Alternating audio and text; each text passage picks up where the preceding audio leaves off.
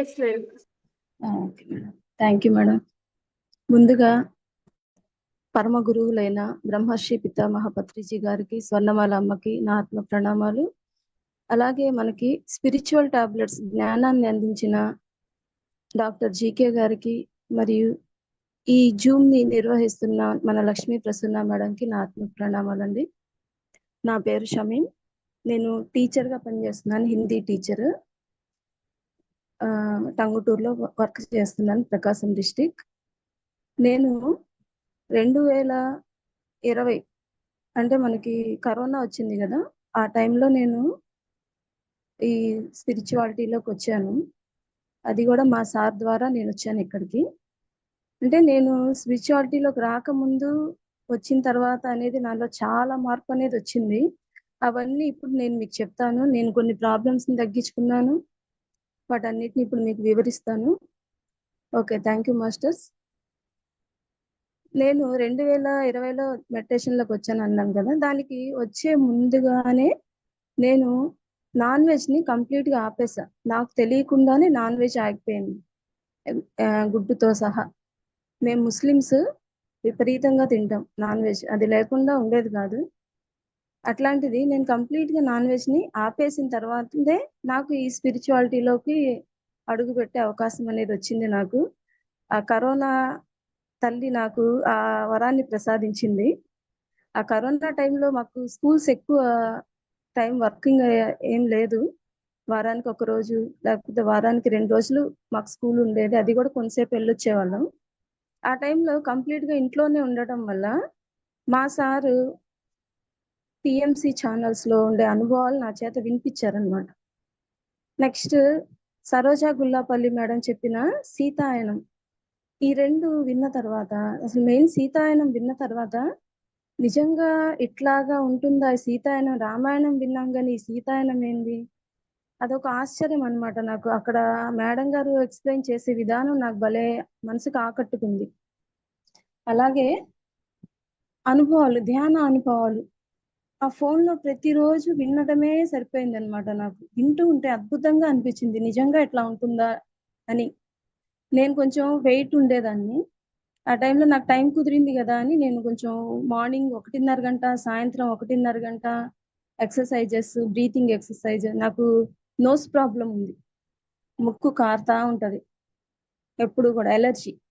ఏదన్నా కొత్త స్మెల్ చూసినా ముక్కు కారిద్ది నాకు తెలియకుండానే. కూలింగ్ ఏదన్నా తగిలినా, డస్ట్ ఏదన్నా ఇల్లు క్లీన్ చేసినా కానీ నాకు ముక్కు కారటం ఎప్పుడు. సంవత్సరంలో 12 నెలలు 365 రోజులు ఎప్పుడు కారుతానే ఉంటది ముక్కు. అలా ఉండేది నా పరిస్థితి. దాని తర్వాత ఇంకో మధ్యలో నాకు 7 years బ్యాక్ స్కిన్ ఎలర్జీ వచ్చింది. సోబి అంటారు, సోబి తెల్ల తెల్ల మచ్చల్లాగా రావడం అనమాట. అదైతే 7 years నుంచి ఉంది నాకు. కరెక్ట్ గా ఈ ఛాతీ ప్రాంతంలో, ఈ చేతుల దగ్గర, వెనక వీపు దగ్గర ఈ ప్రాబ్లం కూడా ఉంది. ఈ నాజిల్ ఎలర్జీ అయితే నాకు చిన్నప్పటి నుంచి ఉంది. నాకు ఊహ తెలిసినప్పటి నుంచి ఎప్పుడు నాకు ముక్కు కారుతానే ఉండేదన్నమాట. ఏదో మెడిసిన్ వేసుకునేదాన్ని, ఆ పూటకు అట్లా ఉండేది. మళ్ళీ మెడిసిన్, ప్రతిరోజు మెడిసిన్ వేసుకోవడమే. స్కిన్ ప్రాబ్లంకి అయితే నేను స్కిన్ స్పెషలిస్ట్ దగ్గర చాలా చోట్ల చూపించుకున్నాను. చూపించుకున్న తర్వాత 1 నెలకి కొంచెం ఉపశమనం ఉండేది, దాని తర్వాత మళ్ళీ వచ్చేసేది. మళ్ళీ వెళ్ళడం, చూపించుకోవడం, ఏమైతే ఏమవుతుందిలే, కనిపిస్తే ఏమైంది, బ్లౌజ్ వేసుకుంటే వెనక వీపు మీద కనిపిస్తూ ఉండేది. మా స్కూల్లో పిల్లలు ఏంది మేడం ఇట్లా ఉంది అని అడుగుతూ ఉండేవాళ్ళు. వాళ్ళ కోసం మెడిసిన్ వేసుకోవడం మొదలుపెట్టి కొన్ని రోజులకి నాకే విసుగు పుట్టి వదిలేసాను మెడిసిన్ కూడా. ఇవంతా ఇప్పుడు స్పిరిచువాలిటీలోకి రాకముందు, 2020కి ముందు అనమాట. 2020లో నాకు ఇది పరిచయం అయింది. ఫస్ట్ పిఎంసి వాళ్ళకి, మాకు ఇక్కడ సిద్ధా పిరమిడ్ ఉంటే అక్కడికి వెళ్ళడం స్టార్ట్ చేశాను. దాని తర్వాత ఈ కరోనా టైంలోనే జూమ్ మీటింగ్స్ పెట్టి ఒకసారి రామాంజనేయులు సార్ నాకు పరిచయం అయ్యారు, గుంటూరు. ఆ సార్కి చెప్పా, ఇట్లా నాకు స్కిన్ ప్రాబ్లం ఉంది, ముక్కు కారుతా ఉంటుంది సార్ అని చెప్తే, చంద్రావతి మేడం నెంబర్ ఇచ్చారు, ఒంగోలు. ఆ మేడంతో మాట్లాడితే, నువ్వు L1 జాయిన్ అవ్వమ్మా, L1 స్టార్ట్ అయితే అప్పుడు జాయిన్ అవుతుంది అంటే, అప్పటికి స్టార్ట్ అయిపోయింది. నేను 1 year ఆగాల్సి వచ్చింది. దాని తర్వాత L1 చేశాను. L1 చేసేటప్పుడు నాకు తెలియకుండానే 2 నెలల్లో, ఇప్పుడు మనకి అక్టోబర్లో స్టార్ట్ అయింది మాకు అప్పుడు, అక్టోబర్ ఎండింగ్ లోనే ఏమో స్టార్ట్ అయింది. నవంబరు, డిసెంబర్ డిసెంబర్ ఎండింగ్ లోకే నాకు తెలియకుండానే ఈ ముక్కు కారటం అనేది నాకు మర్చిపోయా. ముక్కు కారుతుందనే విషయం నేను మర్చిపోయాను. స్కిన్ మీద అసలు ఎటువంటి మచ్చలు లేవు. ఈ రెండు పూర్తిగా నా నుంచి క్లియర్ అయిపోయినాయి అన్నమాట. నాకు అసలు ఆశ్చర్యం వేసింది. ఎన్ని సంవత్సరాలు నేను మెడిసిన్ వాడాను. ఈ జలుబుకి అయితే ఎప్పుడు మెడిసిన్ వేసుకుంటానే ఉంటాను అనమాట. అది వేసుకోకపోతే నాకు నిద్ర పట్టేది కాదు. దానికోసమని బ్రీతింగ్ ఎక్సర్సైజెస్ అవన్నీ చేస్తూ ఉండేదాన్ని. వీటన్నిటి కోసమని నాకు ఆ 2 months లోనే ఈ రెండు క్లియర్ అయిపోయింది. ఎట్లా క్లియర్ అయిపోయింది అంటే ఇంకా పూర్తిగా తుడిచేసినట్టు నా శరీరం అంతా క్లియర్ గా ఉంది. ఎటువంటి సోకి మచ్చలు అనేవి లేవు. ముక్కు కారటం అనేది లేదు. ఇప్పుడైతే ముక్కు ఎప్పుడన్నా కారుద్ది, కానీ అది కొంచెం సేపు. దాని తర్వాత ఆటోమేటిక్ గా అదే కారటం అనేది ఆగిపోతుంది. ఇది నేను 2 months లోనే క్లియర్ చేసుకున్న తర్వాత ఇంకా నాలో హ్యాపీనెస్ మామూలుగా లేదన్నమాట. నేను ఇంత డబ్బులు ఖర్చు పెట్టి అంత చేసినా కానీ పోంది. నేను జస్ట్ కొంచెం నాలెడ్జ్ తీసుకున్నాను. అది ఇంకా కోర్స్ కంప్లీట్ అవ్వలేదు. కొంచెం నాలెడ్జ్ తో నాకు ఇంత మంచి రిజల్ట్ వచ్చింది కదా, దీన్ని కంటిన్యూ చేసి అందరికీ అందిస్తే ఎంత బాగుంటుందో అని నేను ఇంకా పూర్తిగా దీంట్లోకి దిగాల్సి వచ్చింది. దిగటం వల్ల నాలో కంప్లీట్ ఆనందం, సంపూర్ణ ఆనందం అంటారు కదా, అట్లా నాకు ఆనందము మీద ఆనందమే. ఇంకా ఏ వర్క్ ఇచ్చినా చేయడం అనేది స్టార్ట్ చేశాను.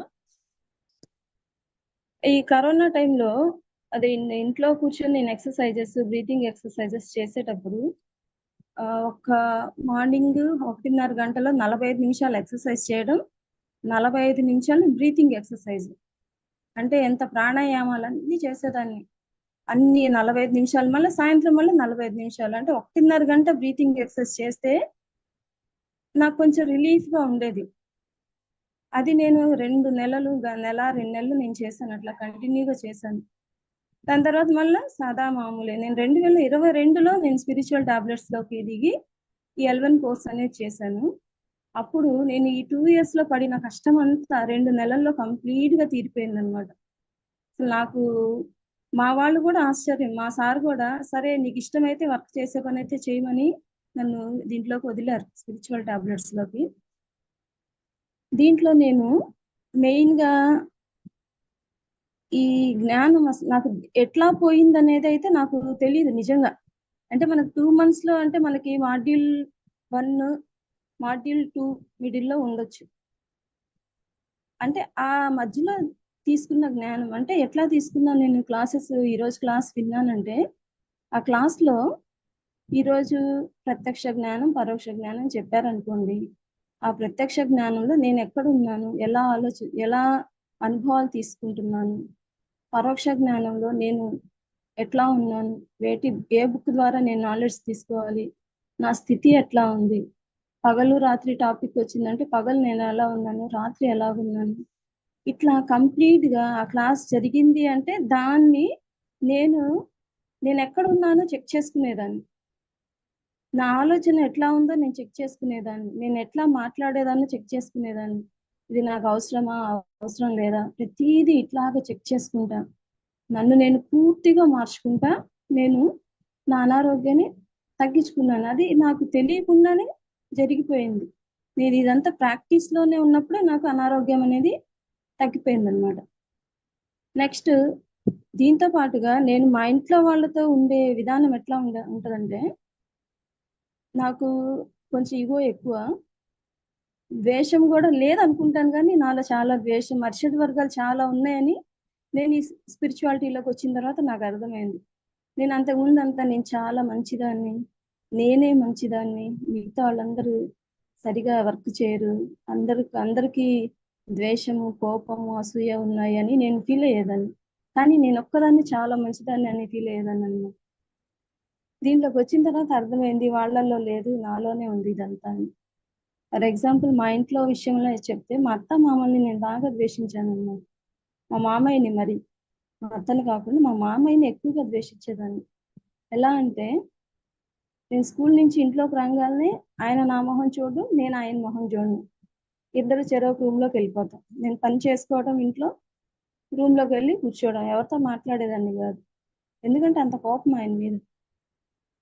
ఆయన నన్నేం చేసింది లేదు, నన్నేం అడిగింది లేదు, తిట్టింది లేదు, ఏం లేదు. కానీ నాలో ఉండే అన్నీ కూడా అట్లా వాళ్ళ మీద ప్రదర్శించాను అనమాట. దీంట్లోకి వచ్చిన తర్వాత అసలు నేను ఎట్లా చేంజ్ అయ్యానంటే, వాళ్ళు అంతకుముందు ఎట్లా ఉన్నారు ఇప్పుడు అలాగే ఉన్నారు. కానీ మారింది నేను ఒక్కదాన్నే. అంతకుముందు ఉన్న ద్వేషం అంతా ఇప్పుడు పూర్తిగా ప్రేమగా మారిపోయింది. వాళ్ళని చూస్తే కోపం రాదు. నేను అంతకుముందు చేసిన పనులన్నీ గుర్తొచ్చి నాకే సిగ్గు అనిపించేది అనమాట. అంటే మాట్లాడడానికి కూడా ఈగో. ఏంది వాళ్ళతో మాట్లాడేది, నాకు అవసరం వాళ్ళతో మాట్లాడడం, ఇట్లా అంటే ఒక్కదాన్నే ఉండడం, కొంచెం గర్వం, అహంకారం అన్ని రకాలుగా. అయితే చెడ్డగా ఉండేదాన్ని కాదు, అంటే ఎవరికన్నా హాని తలపెట్టాలి ఆ మనస్తత్వం అయితే కాదు. కానీ కొంచెం అసూయ ద్వేషాలు అయితే ఉండేవి. వాటిని కూడా పూర్తిగా తగ్గించుకోవడం, నా కంట్రోల్లో పెట్టుకోవడం అనేది నేను దీంట్లోకి వచ్చిన తర్వాత కంప్లీట్ గా నేర్చుకున్నాను. దీంట్లో నేను మారడానికి మెయిన్ గా కారణమైన ప్రత్యక్ష జ్ఞానం, పరోక్ష జ్ఞానము 2 tablets లోది. తర్వాత 3 tablets లో ఉండే తిండి విధానం, ఆలోచన, పరస్పర సంబంధాలు, ఈ మూడింటి గురించి ఈరోజు నేను మీకు చెప్తాను. నేను ఎలా మారానో వీటిలో కూడా చూసుకుంటా, నా ఎగ్జాంపుల్స్ చెప్తా, నాకు వచ్చే అనుభవాలు కలుపుకొని నేను మీకు ఎక్స్ప్లెయిన్ చేస్తాను ఈరోజు. వనజా మేడం. మేడం చెప్పండి. నీలిమ మేడం, ఇది వాయిస్ బానే ఉందా? నేను వీడియో ఆఫ్ చేసుకునేదా? బాగానే ఉంది, చెప్పండి. బాగుంది మేడం, క్లియర్ గా ఉంది. Okay okay madam, okay, thank you.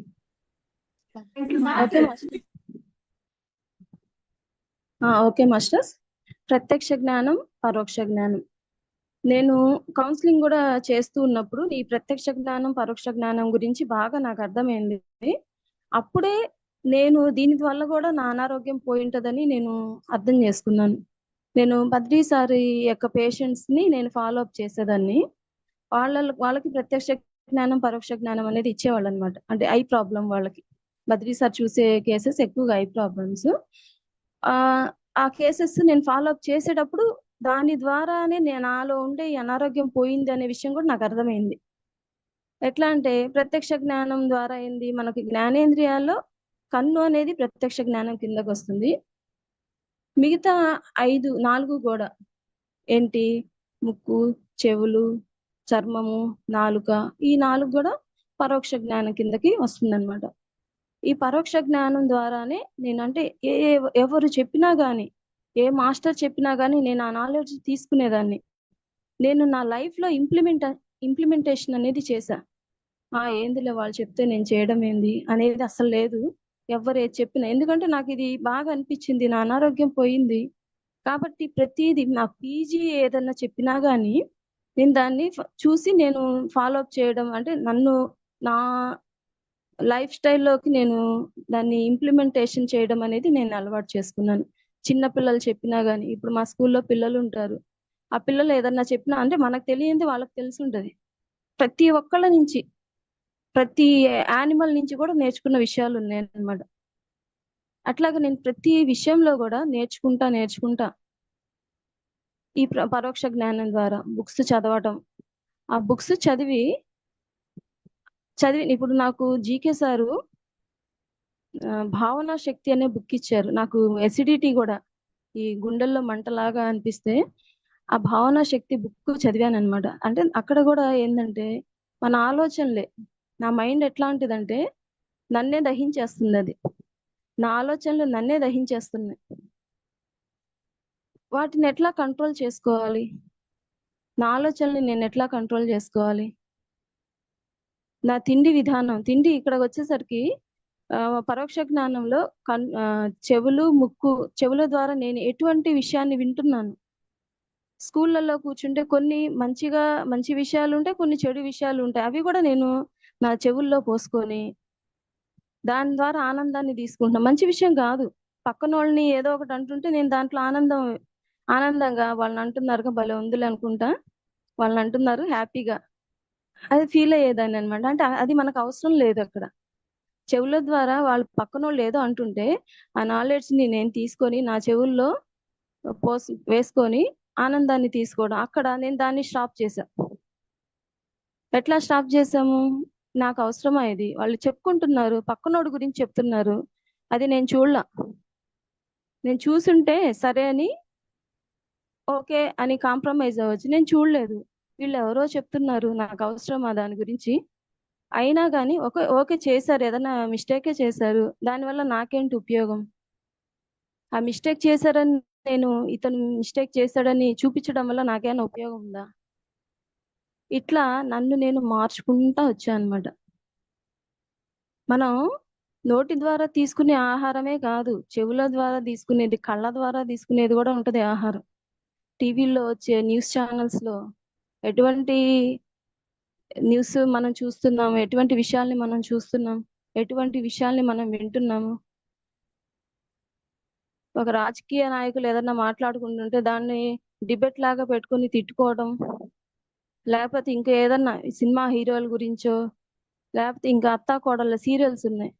నిన్నటి దాకా నేను బెంగళూరులో ఉండొచ్చా, మా అమ్మ ఆ సీరియల్స్ చూస్తుంటే నాకు తలనొప్పి వస్తా ఉంది అవి చూస్తుంటేనే. అందరూ విలన్లే, లేడీసే అందరూ విలన్స్. అటువంటివి చూడటం వల్ల మనకి ఫ్రీగా బీపీ వస్తుంది, షుగర్ వస్తుంది. ఎందుకు మనకి అట్లాంటివి? మనకున్న ఇంట్లో ప్రాబ్లమ్సే మనకుంటాయి. లేనిపోని ప్రాబ్లమ్స్ అన్ని మనం ఆ టీవీల ద్వారా చూసుకొని మనం బీపీలు తెచ్చుకొని టెన్షన్స్ తెచ్చుకోవడం, కళ్ళు తిరిగి పడిపోవడం, ఇవన్నీ అవసరం లేదు. నేను ఇవన్నీ ఎప్పుడో స్టాప్ చేసేసా. ఇవన్నీ విషయం అంతా తెలిసిన తర్వాత అట్లాంటి విషయాల జోలికి వెళ్ళట్లా. ఎవరన్నా నా ముందు గట్టిగా అరుచుకుంటున్నా నా చెవుల్లోకి పోదు. ఫస్ట్ నేను తీసుకోను.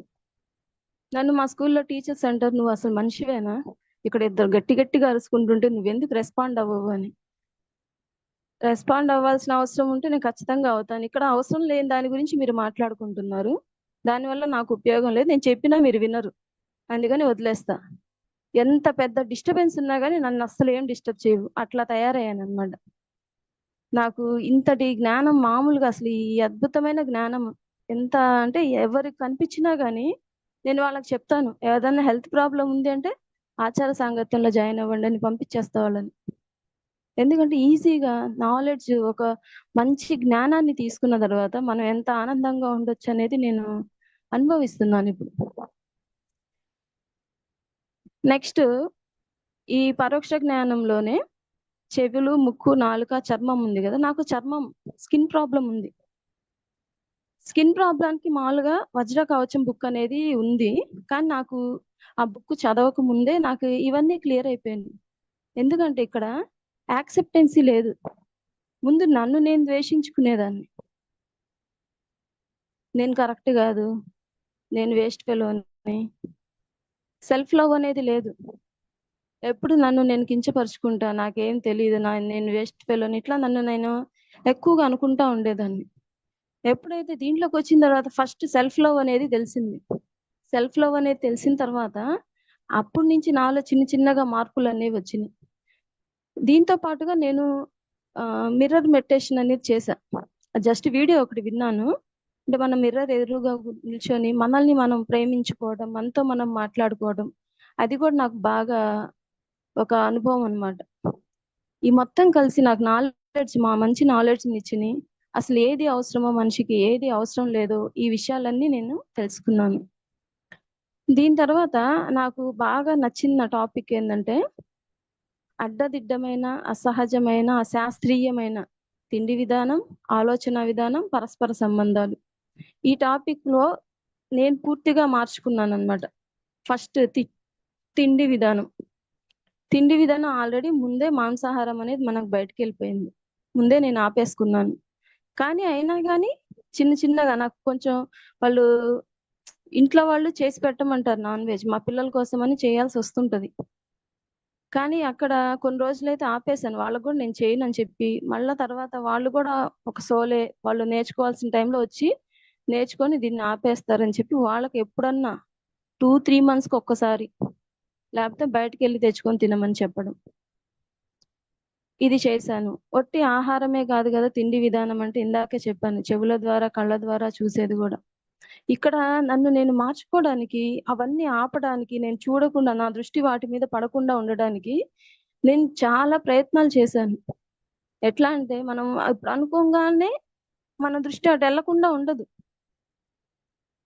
ఒకళ్ళ గురించి ఒక గాసిప్ ఏదో మాట్లాడుకుంటా ఉన్నారు, మన చెవి ఆటోమేటిక్గా వెళ్ళిపోద్ది అటువైపుకి. ఎప్పుడు స్టార్టింగ్ లో మనకు ఆత్మజ్ఞానం అనేది తెలియనప్పుడు మనకు ఖచ్చితంగా మనకి వెళ్ళిపోతుంది చెవి అటు వెళ్ళిపోద్ది, అది వినాలనిపిస్తుంటది.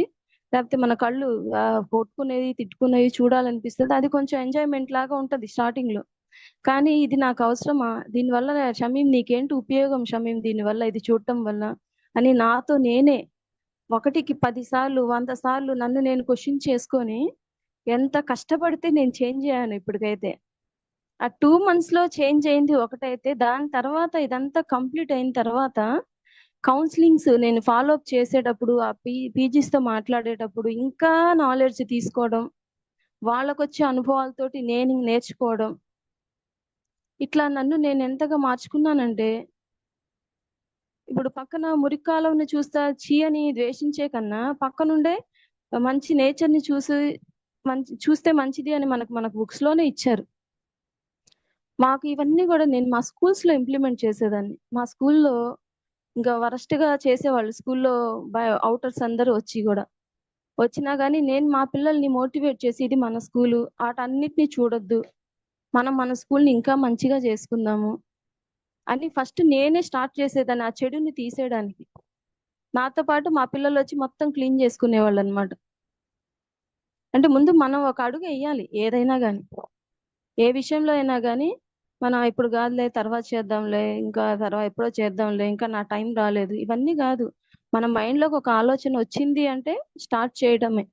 నేను మారాలి అని నేను ఏ క్షణం అయితే అనుకున్నానో ఆ క్షణం నుంచి నేను ప్రతి విషయాన్ని, మాకు క్లాసెస్ లో చెప్పిన ప్రతి విషయాన్ని నాలో నేను ఎతుక్కునేదాన్ని. నాలో ఎక్కడుంది ఈ లోపాలన్నీ, నాలో ఎక్కడెక్కడ ఉన్నాయి, ఏ టైంలో. ఇప్పుడు పక్కన వ్యక్తితో మాట్లాడేటప్పుడు నాలో కోపం వస్తుందా, ఎందుకు వస్తుంది కోపం, అతన్ని మాట్లాడుతూ ఉంటే లేకపోతే ఆ మేడం మాట్లాడుతూ ఉంటే నాకు ఎందుకు కోపం వస్తుంది, దానివల్ల నాకు ఉపయోగం ఏంది, నేను కోపపడటం వల్ల ఉపయోగం ఉంది ఏముంది, లేదా ఇంకో వ్యక్తితో మాట్లాడుతుంటే ఆనందం కలుగుతుంది, అక్కడ ఎందుకు ఆనందం ఉంది, ఇక్కడ ఎందుకు కోపం వస్తుంది. ఇట్లాంటి విషయాలన్నీ కూడా నన్ను నేను నా శరీరం మీద నేను ఇంప్లిమెంటేషన్ అనేది చేశా. ఈ దీంట్లోకి రాకముందు అయితే ఏదన్నా స్కూల్లో ఫంక్షన్ ఏదన్నా జరిగితే మేము ఎప్పుడు నిల్చోనే ఉండాల్సి వస్తుంది. ఈ రోజు నాకు ఖచ్చితంగా సాయంత్రానికి తలనొప్పి వచ్చేస్తుంది అని నేను ఆలోచించేదాన్ని. ఖచ్చితంగా సాయంత్రానికి వచ్చేసరికి తలనొప్పి వచ్చేసేది. కానీ ఇప్పుడు ఏం రావట్లా, గంటలు గంటలు నిల్చున్నా గానీ మైకుల పక్కన స్పీకర్ల పక్కన నిల్చున్నా గానీ నా మైండ్ దాని మీదకి వెళ్ళదు, నా మైండ్ వేరే వర్క్ మీదకి వెళ్ళిపోద్ది, నేను చేయాల్సిన పని మీదకి వెళ్ళిపోద్ది. మనం ఎప్పుడైతే మనం చేయాల్సిన పనుల మీద దృష్టి పెట్టకుండా అనవసరమైన వాటి మీద దృష్టి పెడతామో అప్పుడే మనకు ఈ అనారోగ్యాలు అనేవి మన దగ్గరకు వస్తాయి అన్నమాట. ఇది నేను నేర్చుకున్నాను. ఈ తిండి విధానం తర్వాత ఆలోచన విధానం. ఆలోచనలు ఎటువంటి ఆలోచనలు వస్తున్నాయి ఇప్పుడు దాకా చెప్పుకున్నాం మనం. ఆలోచన, దీనికి ఒక చిన్న పిట్ట కథ ఒకటి చెప్తాను.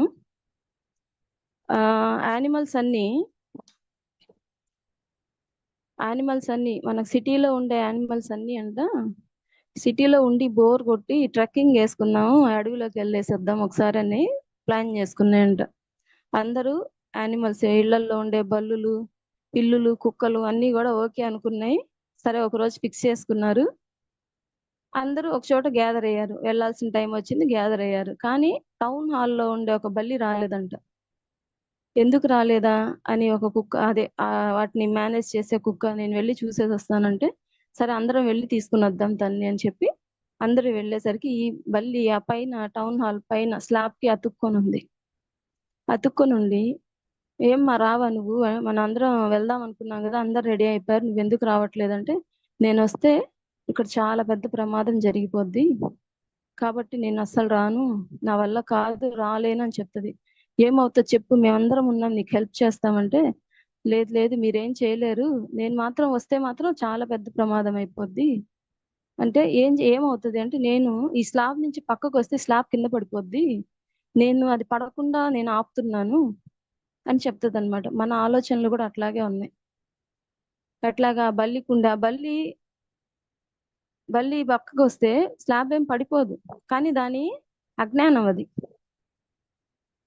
అట్లాగే మనం కూడా ఈ సంసారంలో మన ఇంట్లో ఉండి నేను ఉండబట్టే మన ఇంట్లో వాళ్ళందరూ ఇంత హ్యాపీగా ఉన్నారు, నేనున్న బట్టే ఇవన్నీ, నా పిల్లలు గాని, నా భర్త గాని, మా అత్త మామలు గాని, అమ్మ నాన్న గాని అందరూ ఇట్లా ఉన్నారు, నేను లేకపోతే వీళ్ళ జీవితం ఏమో అయిపోతుందో అని ఇట్లాగే ఆలోచిస్తాం. నేను ఉండబట్టి ఈ సమస్య ప్రాబ్లం ఈ సాల్వ్ అయిపోయింది, నేను కాబట్టి ఈ వర్క్ చేయగలిగాను. ఇవన్నీ మనం ఉన్నా లేకపోయినా జరగాల్సినవి జరిగిపోతా ఉంటాయి. కానీ మన ఆలోచన ఎట్టుంది, నేను కాబట్టి, నేను ఉండబట్టి ఇది జరిగింది, నేను ఒక్క మాట చెప్పడం వల్ల ఇవంతా జరిగిపోయింది. అది ఎవరికంటే గురువులకి. ఇప్పుడు పత్రిజీ గారు లాంటి వాళ్ళు ఉన్నారు, వాళ్ళు ఒక మాట చెప్తే అయిపోద్ది. కానీ మనం ఆ స్థాయికి ఇంకా వెళ్ళాల. మనలో ఏముంది, చాలా అహంకారం ఉంది, వాటిని మార్చుకోవాలి. ఈ రోజు నేనున్నాను, రేపు ఉంటానో లేదో నాకు తెలియదు. మన ఆలోచన ఎట్టుండాలి, మనం ఉన్నా లేకపోయినా మన బిడ్డలు బతికేలాగా ఉండాలి. వాళ్ళకి సెల్ఫ్ గా వాళ్ళ కాళ్ళ మీద వాళ్ళని నిల్చోబెట్టి వాళ్ళు నిల్చునేలాగా తయారు చేయాలి. ప్రతి పని పిల్లలకి నేర్పించాలి. మాకు వీటి కోసం ట్రైనింగ్స్ కూడా ఇచ్చారు. మనకి నిర్భయ కేసెస్ వచ్చినప్పుడు మనం చూసే దృష్టి కరెక్ట్ గా లేదు అని మాకు ట్రైనింగ్ ఇచ్చారు. ఆడపిల్లల్ని ఒకలాగా, మగపిల్లల్ని ఒకలాగా చూస్తున్నారు అని టీచర్లు అందరినీ కూర్చోబెట్టి ఒక 3 రోజులు ట్రైనింగ్ ఇచ్చారు. ఆడపిల్లలకి ఇంట్లో పనులన్నీ చెప్తాం, బయటకు పంపించాం వాళ్ళని, మీరు ఇంట్లో పనులే చేసుకోవాలని. ఆ పనులు మగ పిల్లల చేత చేయించండి. వాళ్ళు అంట్లు తోమాలి, వాళ్ళు బట్టలు ఉతకాలి, వాళ్ళు అన్ని పనులు చేయాలి, మగ పిల్లలు కూడా. ఆడపిల్లల్ని ఇంట్లోనే ఉంచకుండా బయటికి పంపించి సరుకులు తెమ్మను, అన్ని విషయాలకు పంపించండి. మగపిల్లలకి ఏమైతే చెప్తామో ఆడపిల్లలకి కూడా అదే చెప్పండి. అంటే సమాజాన్ని మార్చడం ఇక్కడ. సమాజాన్ని ఎట్లా మార్చాలి, మన చేతుల్లోనే ఉంది భవిష్యత్ అంతా. ఇప్పుడు మా చేతుల్లో, ఇంకా టీచర్స్ మా చేతుల్లో చాలా మంది పిల్లలు ఉంటారు. నేను ఎప్పుడైతే ఈ క్లాసెస్ విన్నానో ఫస్ట్ మా ఇంట్లోనే ఇంప్లిమెంట్ చేశా. నాకు 2 మగ పిల్లలు, ఇప్పుడు 6th 8th ఇప్పుడు చదువుతున్నారు. నేను ఈ క్లాసెస్ విన్నది ఎప్పుడంటే 5 years బ్యాక్ మా క్లాసెస్ జరిగింది. అప్పటి నుంచి నేను వాళ్ళ చేత ఇంట్లో అంట్లు తోమిస్తాను, ఇల్లు చిమ్మిస్తాను, తుడిపిస్తాను, అన్ని చేయిస్తాను. బయటకెళ్ళి బయటకెళ్ళే పనులు బయట చేయిస్తాను, అవి చేయిస్తాను, ఇంట్లో పనులన్నీ చేయిస్తాను.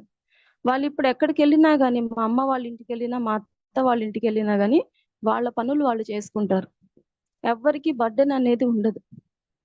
అట్లా మనం ఇక్కడ సమాజాన్ని మార్చే పనిలో మనము ఉండాలి. ఈ ఆధ్యాత్మిక శాస్త్రవేత్తలం మనమంతా.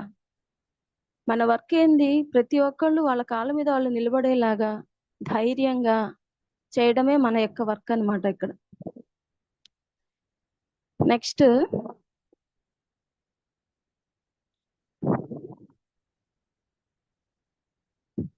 పరస్పర సంబంధాలు. పరస్పర సంబంధాలకు వెళ్ళేసరికి మనము ఇక్కడ 4 రకాలుగా చెప్పుకోవచ్చు. మనం మామూలుగా ఏంది, శత్రువులు, స్నేహితులు, బంధువులు, ఆత్మజ్ఞానులు. ఈ నలుగురు దగ్గర ఎట్లా ఉండాలి అనే విషయం. ఆత్మజ్ఞానుల దగ్గర మనకన్నా సీనియర్ వచ్చారంటే వాళ్ళ దగ్గర నుంచి జ్ఞానం తీసుకోవడమే. వాళ్ళు ఏది చెప్పినా గానీ తూచా తప్పకుండా పాటించాలి.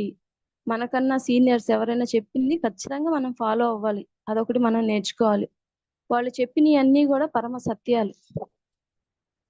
మాస్టర్స్, మన సీనియర్స్ వాళ్ళందరూ కూడా వాళ్ళు చాలా జ్ఞానాన్ని తీసుకొని వాళ్ళ అనుభవాలని మనకి పంచి పెడతా ఉంటారు అనమాట. ఆ జ్ఞానాన్ని మనం తీసుకోవడం, వాటిని ఫాలో చేయడం, గురువు చెప్పింది సదా పాటించడం అనేది మనం నేర్చుకోవాలి. బంధువుల దగ్గరికి వెళ్తే మనం అంతకుముందు ఒకలాగా ఉన్నాం, ఇప్పుడు ఏంటంటే, ఇప్పుడు మా ఇంట్లోదే ఎగ్జాంపుల్ తీసుకుంటే మా వాళ్ళంతా నాన్ వెజ్ తినేవాళ్ళు. నిన్నటి దాకా నేను అక్కడే ఉండేసి వచ్చా. నా ఫుడ్ నాది సపరేట్, వాళ్ళ ఫుడ్ వాళ్ళకి సపరేట్. కానీ వాళ్ళ దగ్గరే కూర్చొని ఉంటాను, వాళ్ళతోనే మాట్లాడుతూ ఉంటాను. నేను కామ్గా ఉంటా. వాళ్ళేమో నన్ను హేళన చేస్తూ ఉంటారు, ఏం మాట్లాడదు, ఏం తినదు, ఈ ఒక్క రోజుకి తిను, ఏం కాదు, ఇట్లాంటివన్నీ మాట్లాడుతూ ఉంటారు. నేనేం పట్టించుకోను, ఒక స్మైల్ ఇచ్చి గమ్ముకుంటా. కానీ అక్కడ నా అవసరం ఉంది, మా అమ్మ వాళ్ళ దగ్గర నేను వర్క్ చేయాలి, వాళ్ళకు పెద్దవాళ్ళు అయిపోయారు, వాళ్ళ ఇంట్లో హెల్ప్ చేయాలి నేను. ఈ రీసెంట్ గా మా ఫాదర్ చనిపోతే అక్కడికి వెళ్ళి నేనే ఉండి ఆ వర్క్లన్నీ చేశా. కానీ వాళ్ళు నాన్ వెజ్ వండుకుంటారు, అవే తింటుంటారు, కానీ నేను వాటి జోలికి మాత్రం వెళ్ళను. నాకు తెలిసిన వాళ్ళు ఉంటారు, నాకు కొంచెం కనెక్ట్ అయ్యే వాళ్ళు ఉంటారు, వాళ్ళతో కూర్చొని ఈ మెడిటేషన్ గురించి, స్పిరిచువల్ టాబ్లెట్స్ గురించి, వీటి గురించి చెప్తా ఉంటే వాళ్ళు చాలా ఆసక్తిగా వింటా ఉంటారు. 100లో ఒక్కళ్ళన్నా లేకపోతే 1000లో ఒక్కళ్ళన్నా కొంచెం ఇంట్రెస్ట్ చూపిస్తారు. వాళ్ళు మారకపోని వాళ్ళ ఇష్టం. ఇంకా మనం మనకి మన దగ్గర కూర్చొని మనతో మాట్లాడే వాళ్ళ దగ్గర ఒక్కసారన్నా మెడిటేషన్ గురించి చెప్పడం, వాళ్ళని మార్చడం కోసం వాళ్ళలో పూర్తిగా అంటే ఎట్లా అంటే వాళ్ళ ఆలోచనల్ని మార్చాలి. ఇక్కడ ఆ ఆలోచనల్ని మార్చే ప్రయత్నం మనం చేయాలి. బంధువులు ఇళ్ళకి వెళ్ళినప్పుడు వాళ్ళు నాన్ వెజ్ తింటారు, నేను అసలు వాళ్ళతో మాట్లాడను అని దూరంగా కూర్చుంటే అస్సలు కుదరదు. నేనైతే వాళ్ళ దగ్గరికి వెళ్ళినప్పుడు ఇంకా ఎక్కువగా నేర్చుకుంటా. మా అన్న వాళ్ళు, మా వదిన, తమ్ముడు, అమ్మ వాళ్ళందరూ కూడా ఏదో ఒకటి అంటా ఉంటారు. ఓహో, ఇక్కడ కూడా నేను ఇంకా ఎదగాలి. అది కూడా నాకు వాళ్ళు ఏదన్నా అన్నా కానీ తిడతారు కూడా నన్ను. అయినా కానీ నేనేం పట్టించుకోను, నవ్వుతా. నేను లేకపోతే పక్కకు వచ్చేస్తా. తట్టుకోలేను అన్నప్పుడు ఇంక పక్కకు వచ్చేస్తా. పక్కకు వచ్చేసి కొంతసేపు కళ్ళు మూసుకొని మెడిటేషన్ లో కూర్చుంటే మళ్ళీ సెట్ అయిపోద్ది అనమాట. అట్లా అంటే అది కూడా మనకి లెసనే. 6 years నుంచి మెడిటేషన్ చేసాము, అయినా కానీ నాకు కోపం వస్తుంది అనుకుంటే కోపం వస్తుంది, ఏడుపు వస్తుంది, అన్ని వస్తాయి. వాటిని కంట్రోల్ చేసుకోవడం కానీ రోజులు కంటిన్యూ చేయకుండా 2-3 నిమిషాలు లేకపోతే 5 నిమిషాల లోపే వాటిని కంట్రోల్ చేసుకోవడం అనేది మనకి రావాలి. ఇక్కడ ఎగ్జాంపుల్ ఒకటి చెప్తాను, నా అనుభవం. మా ఒక స్కూల్లో నేను వర్క్ చేసేటప్పుడు మా హెచ్ఎం సార్ ఏదో ఒక మాట అన్నారు. అంటే నేను తెగ ఫీల్ అయిపోయా. 2 రోజులు గింజుకున్నా. భలే బాధేసింది. మా సార్తో చెప్పాను, మా ఇట్లా అన్నాడు మా హెచ్ఎం, నేను ఎంత వర్క్ చేస్తాను, నేను ఇంత చేస్తున్నా, ఆయన నన్ను ఇట్లా అన్నాడు, అది ఇది అని ఏడ్చుకున్నాను. భలే ఎప్పుడు కళ్ళు మూసుకుంటే అదే విషయం గుర్తొస్తుంది, వంట చేసుకుంటుంటే అదే విషయం గుర్తొస్తుంది, నిద్రపడుతున్నా కానీ నిద్ర పట్టట్లా. 2 రోజుల తర్వాత మెడిటేషన్ లో కూర్చున్నప్పుడు ఒక అనుభవం వచ్చింది. 2 రోజులు పట్టింది. ఆ 2 రోజులు నేను అదొక డిప్రెషన్ బాధో ఏమో తెలీదు, ఆ స్థితిలో ఉన్నా. కోపము అన్ని కలిపి అరిషడ్ వర్గాలు ఫుల్గా ఉన్నాయి, అన్ని కలిసి ఉన్నాయి అనమాట. ఆ టైంలో కంట్రోల్ చేసుకోలేకపోతున్నాను. కళ్ళు మూసుకొని మెడిటేషన్ లో అట్లా కూర్చోగానే అందరు జనాలు ఆస్తుల గురించి కొట్టుకుంటా తిట్టుకుంటా, జనాలు వాళ్ళు కొట్టుకోవడం, ఆస్తుల దగ్గర తగాదాలు, ఇవన్నీ జరుగుతా ఉన్నాయి. అవన్నీ పోయి చిన్న చిన్న చుక్కలుగా ఆ స్క్రీన్ అంతా మారి చుక్కలుగా మారింది. అది కూడా పోయి కంప్లీట్ ప్లెయిన్ బ్లాంక్ అన్నమాట, ఏం లేదు అక్కడ, వైట్ స్క్రీన్ వచ్చింది. నా లోపల నుంచి ఒక వాయిస్, అది ఎక్కడి నుంచి వచ్చిందో నాకు తెలియదు, వాయిస్ నాకు వినిపించింది అనమాట. ఏమీ లేని దానికోసం ఎందుకు ఇంత ఆరాట పడుతున్నావు అని. 2 రోజుల నుంచి పడిన బాధ గీద అంతా ఈ వాయిస్ వినటం వల్ల మొత్తం తుడిచిపెట్టుకుపోయినట్టు వచ్చిందనమాట. నాకు అంత ఆనందం వచ్చింది. 2 రోజులు గింజుకున్నా, నన్ను అంటాడా అని తెగ ఫీల్ అయ్యా. ఎక్కడి నుంచి వచ్చిందో ఆనందం తెలియదు. ఈ అనుభవం రావటం, నాకు వాయిస్ వినిపించడం, కంప్లీట్ ఆ బాధ అంతా కంప్లీట్ గా తుడిచిపెట్టుకుపోయింది. తర్వాత నుంచి ఆనందమే, అంతే కదా. అది మన జ్ఞానం అనేది మనం తీసుకుంటే మనలో ఉండేది ఆనందమే అనే విషయం నాకు తెలిసిందనమాట. ఇది జరిగి కూడా 4-5 years అయి ఉంటది. అట్లాగా ప్రతి చోట నాకు ఏ ప్రాబ్లం వచ్చినా కానీ ఏదో ఒక మెసేజ్ రూపంలో రావటం, నాకు ఒక నాలెడ్జ్ ఇవ్వడం అనేది జరుగుతూ ఉంది. ఒక 25 days బ్యాక్, రీసెంట్ గా 25 days బ్యాక్ ఏమైందంటే, ఓంకార ధ్యానం చేసుకుంటా, గట్టిగా ఓంకారం చేసుకుంటా కళ్ళు మూసుకొని ఇంకా మెడిటేషన్ లో కూర్చున్నప్పుడు నాకు ఆలోచనలు వస్తా ఉన్నాయి. అయితే అప్పుడు నేను ఒక క్వశ్చన్ వేసుకున్నా, అసలు ఈ థాట్స్ ఎక్కడి నుంచి వస్తున్నాయి? దానిలో కూడా మళ్ళీ నెగిటివ్ థాట్స్ వస్తుంటాయి కదా, అసలు ఈ నెగిటివ్ థాట్స్ కానీ ఎక్కడి నుంచి వస్తున్నాయని ఒక క్వశ్చన్ వేసుకొని కళ్ళు మూసుకొని చూస్తా ఉంటే కొంతసేపటికి ఇంకా అట్లాగే పడుకున్న తర్వాత నా శరీరంలో నుంచి ఏదో బయటకు వచ్చేసింది. అంతకుముందు హాస్టల్ ట్రావెల్స్ అన్ని జరిగినాయి, అవన్నీ ఒకలాగున్నాయి. ఇది సపరేట్ గా నాకు ఒక అనుభవం అన్నమాట. నాలోంచి బయటకు వచ్చేసింది. బయటకు వచ్చిన తర్వాత అక్కడంతా ఆనందమే. మళ్ళీ అది లోపలికి వెళ్ళింది. లోపలికి రాగానే అంతా బాధగా ఉంది, ఆలోచనలు వచ్చేస్తున్నాయి. మళ్ళీ అది బయటకు వచ్చింది, అక్కడంతా ఆనందం. అంటే నా క్వశ్చన్కి ఆన్సర్ ఇక్కడ వచ్చేసింది. ఎట్లాగా? నువ్వు ఆత్మ జ్ఞానాన్ని పూర్తిగా తెలుసుకుంటే అంతా ఆనందమే. ఇంకా ఈ శరీరము నాది, నా బంధువులు, వాళ్ళ గురించి ఆలోచిస్తా ఉంటే నువ్వు ఎప్పుడు బాధలోనే ఉంటావు అనే మెసేజ్ నాకు 25 days బ్యాక్ వచ్చిందనమాట. అంతే ప్రతిదీ కూడా ఇట్లాగే నాకు ఇట్లాంటివి చాలా వచ్చినాయి. హాస్టల్ ట్రావెల్స్ చాలా జరిగినాయి. కానీ దానికి భిన్నంగా మొన్న వచ్చింది, ఇది హాస్టల్ ట్రావెల్ కాదు, అది బయటికి రావడం లోపలికి వెళ్ళటం, నాకు ఆ నాలెడ్జ్ ఇవ్వడం కోసమని నా సోల్ నాకు ఒక ఇది జ్ఞానం అనేది అందించింది అనమాట. ఈ విధంగా ప్రతి ఒక్క విషయంలో కూడా అంటే ఎప్పుడు నేను ఆనంద స్థితిలోనే ఉంటా, నవ్వుతూ ఉంటా. లోపల ఎంత బాధ ఉన్నా కానీ నాకు బాధ అనిపించదు. ఎంత పెద్ద వర్క్ ఇచ్చినా కానీ అది వర్క్ లాగా అనిపించదు. అయితే ఇక్కడ నేను ట్రాఫిక్ సిగ్నల్లో ఉండే కొన్ని పాయింట్స్ నేను బాగా తీసుకున్నాను. నెక్స్ట్ మహాభారతం, మా ఇంట్లో మా సార్ ఎప్పుడు మహాభారతం పెట్టే ఉంటాడు అనమాట. దాంట్లో కూడా యద్భావం తద్భవతి, ఆ పాయింట్ నాకు చాలా బాగా నచ్చింది. నెక్స్ట్ దీంట్లోకి వచ్చేసరికి ట్రాఫిక్ సిగ్నల్స్ లోకి వచ్చేసరికి అవకాశం జార విడవద్దు అనే టాపిక్ కూడా ఆ టాపిక్ కూడా నాకు బాగా నచ్చింది అనమాట. ఇంకా అప్పటి నుంచి నా పేరు చెప్పి షమీం నువ్వు ఈ వర్క్ చేయాలి అని ఎవరైనా నాకు చెప్తే అది ఖచ్చితంగా చేస్తా. ఎందుకంటే అది నా దాకా వచ్చింది, నాకు ఒక అవకాశం ఏమో, నేను నేర్చుకోవాలేమో, ఇంకా మారటానికి అదొక అవకాశం ఏమో నాకు తెలీదు. కాబట్టి నేను దాన్ని తీసి ఆ వర్క్ ఎంత కష్టమైనా ఏదైనా కానీ ఇంకా నా కష్టం గురించి ఆలోచించి నా వర్క్ చేసి వాళ్ళకి అప్పగిచ్చేస్తాను. అట్లాగే ప్రతి విషయంలో కూడా నాకు స్కూళ్ళలో మాకు ఎక్కువ వర్క్లు ఇస్తుంటారు. కొంచెం చేస్తామంటే వాళ్ళకి అన్ని వర్క్లు ఇచ్చేస్తా ఉంటారు. నేను ఎక్కువ టైము నా క్లాసెస్ చెప్పుకోవడం, పిల్లలకి కూడా స్కూల్లో మెడిటేషన్ చెప్తూ ఉంటాను, మెడిటేషన్ చేయిస్తా. వాళ్ళకు కూడా స్పిరిచువల్ టాబ్లెట్స్ ని పరిచయం చేస్తా. వాళ్ళు కూడా అడుగుతారు, మేడం తలనొప్పి ఉంది ఏం చేయాలి, జ్వరం వచ్చింది ఏం చేయాలి. వాటికి నేను సమాధానం చెప్తా, కొంతసేపు కూర్చోబెడతాను. ఎక్కువగా పిల్లలకి గ్యాస్ట్రిక్, గుండె దగ్గర మంట గాని నొప్పి గాని రావటం ఎక్కువగా ఉంటుంది వాళ్ళకి. నేను దీనికన్నా ముందు నేను పతంజలి యోగాలో యోగా ట్రైనర్ని, అక్కడ యోగా నేర్చుకున్నాను, ఎగ్జామ్స్ రాశాను, ట్రైనింగ్ అవన్నీ అయిపోయినాయి అనమాట. అక్కడ చెప్పిన టెక్నిక్స్ ని ఇక్కడ నేను స్కూల్లో పిల్లలకి ఫాలో చేస్తూ ఉంటాను. ఆ గుండెలో నొప్పి కానీ ఇట్లాంటివి వచ్చినప్పుడు అంటే ఒక నమ్మకాన్ని ముందు ఏర్పరచుకొని పిల్లల దగ్గర వాళ్ళకి చిన్నగా దీంట్లో దింపాలని నా ఆలోచన. స్పిరిచువల్ టాబ్లెట్స్ కానీ ఏదైనా మెడిటేషన్ లోకి దింపాలని. దాంట్లో కొంతమంది పిల్లలు బాగా కనెక్ట్ అయిపోయారు. ఎట్లా కనెక్ట్ అయ్యారంటే ఇంక నేను క్లాస్ లో ఫస్ట్ వెళ్ళంగానే ఫస్ట్ 5 minutes ఆ 10 minutes మెడిటేషన్ చేసిన తర్వాత క్లాస్ అనేది స్టార్ట్ చేస్తా. అట్లాంటిది ఎప్పుడన్నా వర్కుల్లో పడిపోయి లేటుగా వెళ్ళిపోయాను క్లాస్ లోకి, వేరే వర్క్ చేసుకుంటా, లేట్గా వెళ్ళినా కానీ వాళ్ళు ఒప్పుకోరు. ముందు మెడిటేషన్ చేసిన తర్వాత మీరు ఏదైనా చెప్పుకోండి, ముందు మాకు మెడిటేషన్ చేయించండి అని చెప్తారు. అంటే వాళ్ళు దానికి అట్లా అడిక్ట్ అయిపోయారు. అట్లాగా మనం పిల్లల ఆలోచనల్ని మార్చుకుంటా వాళ్ళ తిండి విధానాన్ని మార్చాలి.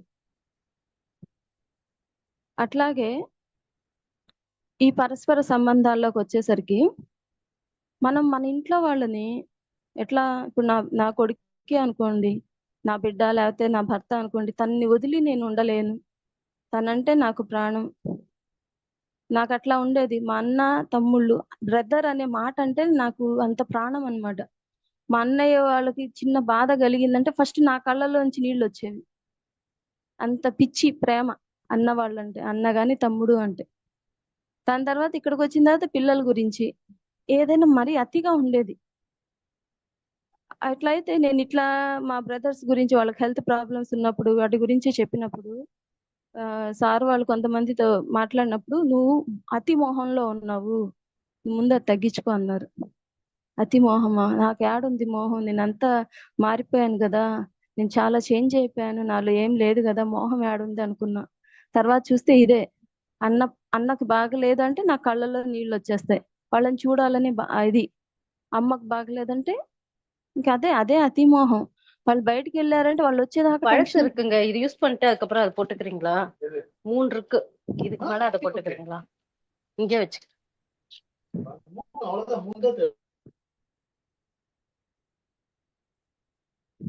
Please continue ma'am. Okay madam. అతి మోహంలో ఉన్నాను అనమాట. ఆ అతి మోహాన్ని కూడా మేడం మ్యూట్ లో ఉన్నారు చూడండి మీరు. Okay okay, thank you madam. అతి మోహంలో నుంచి నేను బయటపడ్డా. ఎట్లా అసలు ఎప్పుడైతే నేను దాంట్లో ఉన్నానని నాకే తెలియలా. ప్రతిదాన్ని నేను మార్చుకుంటా, నన్ను నేను మార్చుకుంటా, ఇంకా నేను చాలా మారాలి. నేను ఇంకా 80% మారాను అనుకున్నాను కానీ ఈ మధ్యలో నేను కొన్ని రోజులు ఈ స్పిరిచువాలిటీకి దూరంగా ఉండి నేను నాలెడ్జ్ ఎనర్జీ తీసుకుందామని ఆలోచనతో కొన్ని రోజులు డ్రాప్ చేసి ఎక్కువ మెడిటేషన్ ఇవన్నీ చేస్తా ఉన్నాను. ఎందుకంటే ఇవి కూడా ఎందుకు చేశాము అంటే కొంచెం నాకు తల తిరగడం ఇవన్నీ జరిగినాయి. అంటే అక్కడ కూడా నేను ఇంకా నేర్చుకోవాలి, నేను ఇంకా మారలేదు, ఇంకా మారలా. నేను ఇంకా 80% అనుకున్నాను కానీ నేను 30% కూడా మారానో లేదో అనిపిస్తా ఉంది. కానీ ఆ మార్పు ఈ 30% చేంజ్ అయినా కానీ నేను అద్భుతంగా జీవిస్తున్నాను, అద్భుత ఆనందంగా జీవిస్తున్నాను అనమాట. ఎటువంటి బాధ భయము ఏమీ లేదు. నా బిడ్డలకి కూడా వాళ్ళు నన్ను ఎట్లా అంటే కొన్నిసార్లు తిట్టినట్టు మాట్లాడతారు. వాళ్ళకు కూడా నేను ఆ ఫస్ట్ ఉండే రోజుల్లో అయితే ఫైటింగ్ చేసేదాన్ని ఎవరితో అయినా కానీ. నన్ను ఎవరైనా ఒక్క మాట అంటే నేను అలిగి యుద్ధం చేసినట్టు 2-3 రోజులు లేకపోతే వారం రోజులు ఫుడ్ తినకుండా అదొక పంతం పట్టినట్టు ఉండేదాన్ని. ఇప్పుడు ఎవరన్నా ఏమన్నా అంటే ఇట్లా దులుపుకోవటమే. అన్నావా, ఓకే కానీ అయిపోయిందిలే. కొంతసేపు 2-3 నిమిషాలు ఉంటది వాళ్ళు అన్న మాటలు, 2-3 నిమిషాలే నా మైండ్ లో ఉండేది. తర్వాత దులిపేసుకుంటా, ఏం ఉండట్లా. ఇప్పుడు ఆ 2-3 నిమిషాలు కూడా ఎందుకు, ఆ సెకండ్ లోనే పోవాలి, దానికోసం ఏం చేయాలని నేను ఆ పనిలో ఉన్నాను అనమాట. మా పిల్లలు అంటా ఉంటారు, వాళ్ళకి ఏంటంటే అప్పటికప్పుడు నేను సెట్ చేస్తా వాళ్ళని. ఈ మధ్య జేతవనానికి తీసుకుని వెళ్ళాను. అక్కడ వాళ్ళు ఎప్పుడు మెడిటేషన్ చేస్తూ ఉంటారు, ఎప్పుడు ఏవో యాక్టివిటీస్ చేస్తూ ఉన్నారు. యాక్టివిటీస్ బాగానే ఉన్నాయి కానీ మెడిటేషన్ అంటేనే అసలు మేము రామని అడ్డం తిరిగి కూర్చునేవాళ్ళు. వాళ్ళకి ఏదో ఒకటి చెప్పుకుంటా నేను సంజాయించుకొని, అట్లా కాదు మనం వచ్చింది దీనికోసమే కదా, దీనివల్ల నేను అనారోగ్యాన్ని తగ్గించుకున్నాను మెడిటేషన్ చేయడం వల్ల, దీనివల్ల ఎంత మంచి జరుగుతుంది, మన ఆలోచనలు కంట్రోల్ అవుతాయి, ఇవన్నీ చెప్తా ఉండి ఏదో ఒకటి చెప్పుకుంటా తీసుకుని వెళ్ళడం.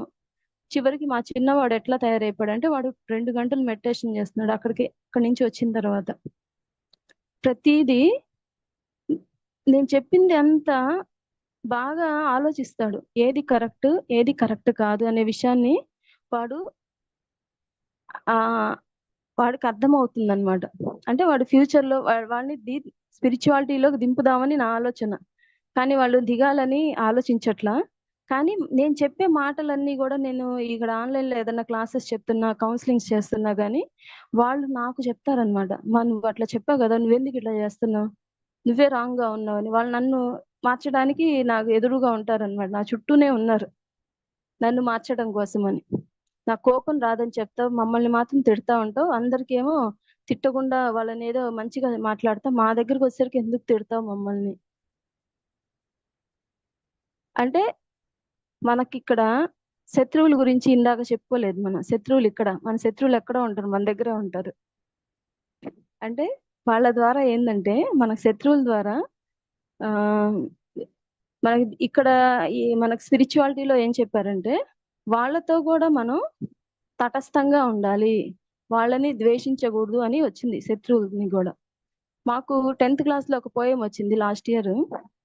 శత్రువుల్ని మన ఇంటి ముందే ఇల్లు కట్టి కూర్చోబెట్టుకోవాలంట. ఎందుకంటే వాళ్ళని ఎప్పుడన్నా కోపం వచ్చినప్పుడు మనలో ఉండే లోపాలన్నీ మనకి చెప్తారు, తిడతారు. అప్పుడు మనం మన లోపాలని సవరించుకునే అవకాశం మనకు వస్తుందంట. అట్లాగే మన ఇంట్లో మన పిల్లలు వాళ్ళని ఏమన్నా గట్టిగా ఏదన్నా అంటే వాళ్ళే మన లోపాలని మనకు బయటకి చెప్తారు. అప్పుడు మనం ఇంకా మార్చుకోవడానికి మనకి అవకాశం ఉంటుందన్నమాట. అందుకని శత్రువుల్ని కూడా అసలు మనం ద్వేషించకూడదు. వాళ్ళు ఉంటే ఇంకా హ్యాపీగా మనం ఉండాలి. ఇంకా నేను మారచ్చు, నేను మారానని భ్రమపడుతున్నాను కానీ మారలేదు, వాళ్ళు చెప్తున్న లోపాలు ఇంకా నాలో ఉన్నాయి కాబట్టి వాటిని మార్చుకునే అవకాశం నాకు వాళ్ళు కలిగిస్తున్నట్టు. ఈ టాబ్లెట్స్ వల్ల నేను చాలా చేంజ్ అయ్యాను అనమాట. ఈ 2 మెయిన్ గా, తిండి విధానం, ఆలోచన విధానం, పరస్పర సంబంధాలు, ఇదొకటి. ప్రత్యక్ష జ్ఞానం, పరోక్ష జ్ఞానం. తర్వాత మహాభారతంలో శ్రీకృష్ణుడు చెప్పిన యద్భావం తద్భవతి, కరెక్ట్ గా ఇవి ఇట్ని అసలు నేను పట్టుకున్నా గట్టిగా. నేను ఏదన్నా ఒక నెగిటివ్ నాకు ఏదైనా జరిగింది అంటే నేను ఆలోచించాను కాబట్టి నాకు జరిగింది అని నేను దాన్ని నమ్ముతున్నాను అనమాట. ఖచ్చితంగా నా నుంచి వచ్చిందే అది. విశ్వం అనేది, దేవుడు అనేది, ఈ విశ్వం అంతా దేవుడే, ఎక్కడా లేడు, మొత్తం ఉన్నాడు, విశ్వం అంతా ఉన్నాడు ఆ దేవుడు. ప్రతి ఒక్కళ్ళలో దేవుడు ఉన్నాడు. మనకి పదే పదే ఒకటే విషయాన్ని మనం నెగిటివ్ అనుకుంటా ఉంటే మనకి తిరిగి వచ్చేది నెగిటివే. అందుకనే మనం పాజిటివ్ గా యద్భావం తద్భవతి పట్టుకుంది ఇది ఎట్లా అంటే ఇట్లాగే నేను నెగిటివ్ అనుకునేది ఎందుకు, నేను పాజిటివే అనుకుంటే నాకు రిటర్న్ వచ్చేది పాజిటివే కదా అని నేను దాన్ని పట్టుకొని ఇంక అప్పటి నుంచి నా మైండ్ లో ఏదన్నా నెగిటివ్ ఏదన్నా థాట్ వచ్చింది అంటే నేను అక్కడ ఆపేస్తా.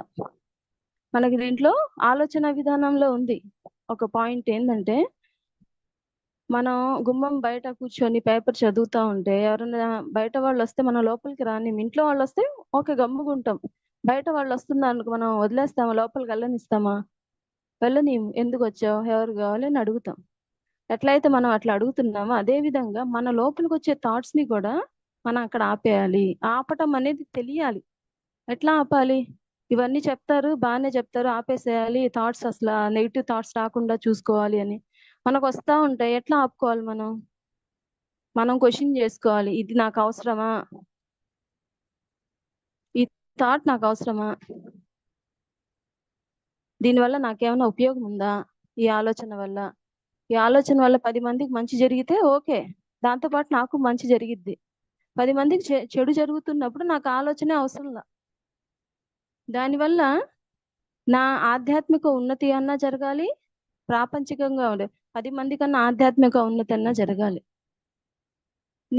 నా నుంచి వచ్చిన ఆలోచన వల్ల 10 మందికి నష్టం జరుగుతుంది అంటే అటువంటి ఆలోచనలు మనకు అవసరం లేదు. ఇట్లాంటి పాయింట్స్ అన్ని కూడా నేను నా మైండ్ లో చిన్న చిన్న పాయింట్స్ పెట్టుకున్నాను. ఆ చిన్న చిన్న పాయింట్స్ ని ఇప్పటికి కూడా నేను అవే ఫాలో అవుతా ఉన్నా. అవకాశం జార విడవద్దు, ఏ అవకాశం వచ్చినా ఖచ్చితంగా నేను అది చేస్తాను. నా పేరు చెప్పి నాకు అది వర్క్ జరగాలి అంటే ఆ వర్క్ చేస్తాను. స్కూల్లో విషయాలే చేస్తుంటాను ఎక్కువగా. ఇక్కడ మనకి ఇక్కడ ఎవరన్నా ఏదన్నా చెప్పినా గానీ ఆ వర్కులు అనేది చేస్తూ ఉంటాను. దాని తర్వాత వీటన్నిటికన్నా ముందు నేనేందంటే ఈ ఆధ్యాత్మికతలోకి వచ్చే ముందు జస్ట్ 2020 ఆగస్టులోనే మేము మా గురువు దగ్గర, ఒక గురువు ఉన్నారు, ఆయన దగ్గర మేము ఉపదేశం అనేది తీసుకున్నాం. ఉపదేశం తీసుకున్నప్పుడు అక్కడ ఎక్స్పీరియన్స్లు మళ్ళా వేరుగా ఉన్నాయి అసలు. దాని తర్వాత ఈ స్పిరిచువల్ టాబ్లెట్స్ లోకి దీనికి మధ్యలో 1.5 సంవత్సరం గ్యాప్ ఉంది. ఆ 1.5 సంవత్సరంలో వచ్చిన అనుభవాలు వేరు, ఇక్కడి నుంచి వచ్చిన అనుభవాలు వేరు అనమాట. దేనికి అది అద్భుతం అనమాట. నన్ను నేను మార్చుకోవడానికి ఎంతో అద్భుతంగా నాకు నేచర్ గాని మాస్టర్స్ గాని చాలా హెల్ప్ చేశారు. నాకు ఒక హాస్టల్ ట్రావెల్ జరిగింది. అప్పుడు మూడు సార్లు జరిగినట్టు డైరెక్ట్ ఈవినింగ్ 4 అప్పుడేమో పడుకొని ఉంటే నా బెడ్ పైన చుట్టూరు ఎవరో తిరుగుతూ ఉన్నట్టు, బెడ్ లోపలికి వెళ్ళిపోతుంది, నాకు అర్థమవుతుంది. ఇప్పుడు మా పిల్లలు నా చుట్టూ తిరుగుతూ ఉంటే ఎట్లా ఉంటుందో అట్లాగా బెడ్ లోపలికి వెళ్తున్నట్టు నాకు అనిపిస్తా ఉంది. కళ్ళు తెరిచి చూస్తే ఎవ్వరు లేరు. ఒక సైడ్ ఆ మూలకి మా సార్ పడుకొని ఉన్నాడు.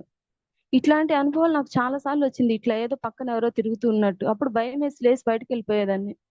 కానీ ఈసారి ధైర్యంగా మా సార్ ఉన్నాడు పక్కన, ఏదన్నా అయితే ఆయన లేస్తాడులే అని ధైర్యంగా అసలు ఏం జరుగుతుందో చూద్దామని గమ్ముగా అట్లాగే పడుకున్నాను. పడుకుంటే కొంతసేపటికి అట్లాగే నా చుట్టూరు తిరుగుతూ ఉన్నట్టు అట్లాగే నా తల దగ్గరకు వచ్చి, తల దగ్గర నుంచి ఇట్లా నా హాస్టల్ బాడీ అనేది లేసింది. ఇట్లా లోపలికి వెళ్ళిపోయింది తల, అట్లాగా బాడీ అనేది పైకి లేసింది. లేచి చూడంగానే ఇక్కడ రూమ్ లో మా గురువు ఒక ఆయన, శ్రీరామ్ శర్మ ఆయన పేరు, ఓం భూర్భువ స్వహ దాని గురించి ఆయన ఏదో చేశారు కూడా, వర్క్ అనేది చేశారు 2012లో. ఆ గురువు అన్నమాట. ఆయన చూడంగానే ఓ ఇది మా ఇల్లే, మా గురువు గారే అనుకున్నాను. మా ఇంట్లో అయితే నిజంగా ఫోటో లేదు, అది ఏదో జన్మది. చూడంగానే చూసి హ్యాపీగా బయటకు వచ్చేసాను. అట్లాగే స్లాబ్ మీద నుంచి పైకి వెళ్ళిపోయాను, బయటకు వచ్చేసాను. బయటకు వచ్చేసి ఆకాశంలో ఎగురుతుంటే చాలా అద్భుతంగా ఉంది. ఆ రోడ్డు ఇరుక్కి అటు ఇటు రెడ్ కలర్ ఫ్లవర్స్ ఉండే చెట్లు ఉంటాయి, పెద్ద పెద్ద ఫ్లవర్స్ వస్తాయి. ఆ చెట్లు పైన అంతా పూలు ఫుల్ కనిపిస్తా ఉన్నాయి. దాన్ని కూడా దాటుకుంటూ వెళ్తే సూర్యుడు. ఆకాశంలో బాగా తిరిగాను, తర్వాత లోపలికి మళ్ళీ వచ్చేసాను నా శరీరంలోకి. మళ్ళా లెగవల. మళ్ళా అట్లాగే నా చుట్టూ ఎవరో తిరుగుతున్నట్టు అనిపిస్తా ఉంది. తర్వాత అప్పుడు ఇంకో చోటుకి వెళ్ళా. మళ్ళా బాడీ బయటకు వచ్చేసింది, హాస్టల్ బాడీ. అదేదో పాత ఒక విలేజ్, బాగా పురాతనమైన టెంపుల్స్, పెద్ద పెద్ద దేవాలయాలు అన్నీ ఉన్నాయి అక్కడ. అక్కడ పక్కనే ఒక గోడకు ఆనుకొని ఒక కొష్టం లాగా వేసి అక్కడ ఆవులు అవన్నీ ఉన్నాయి.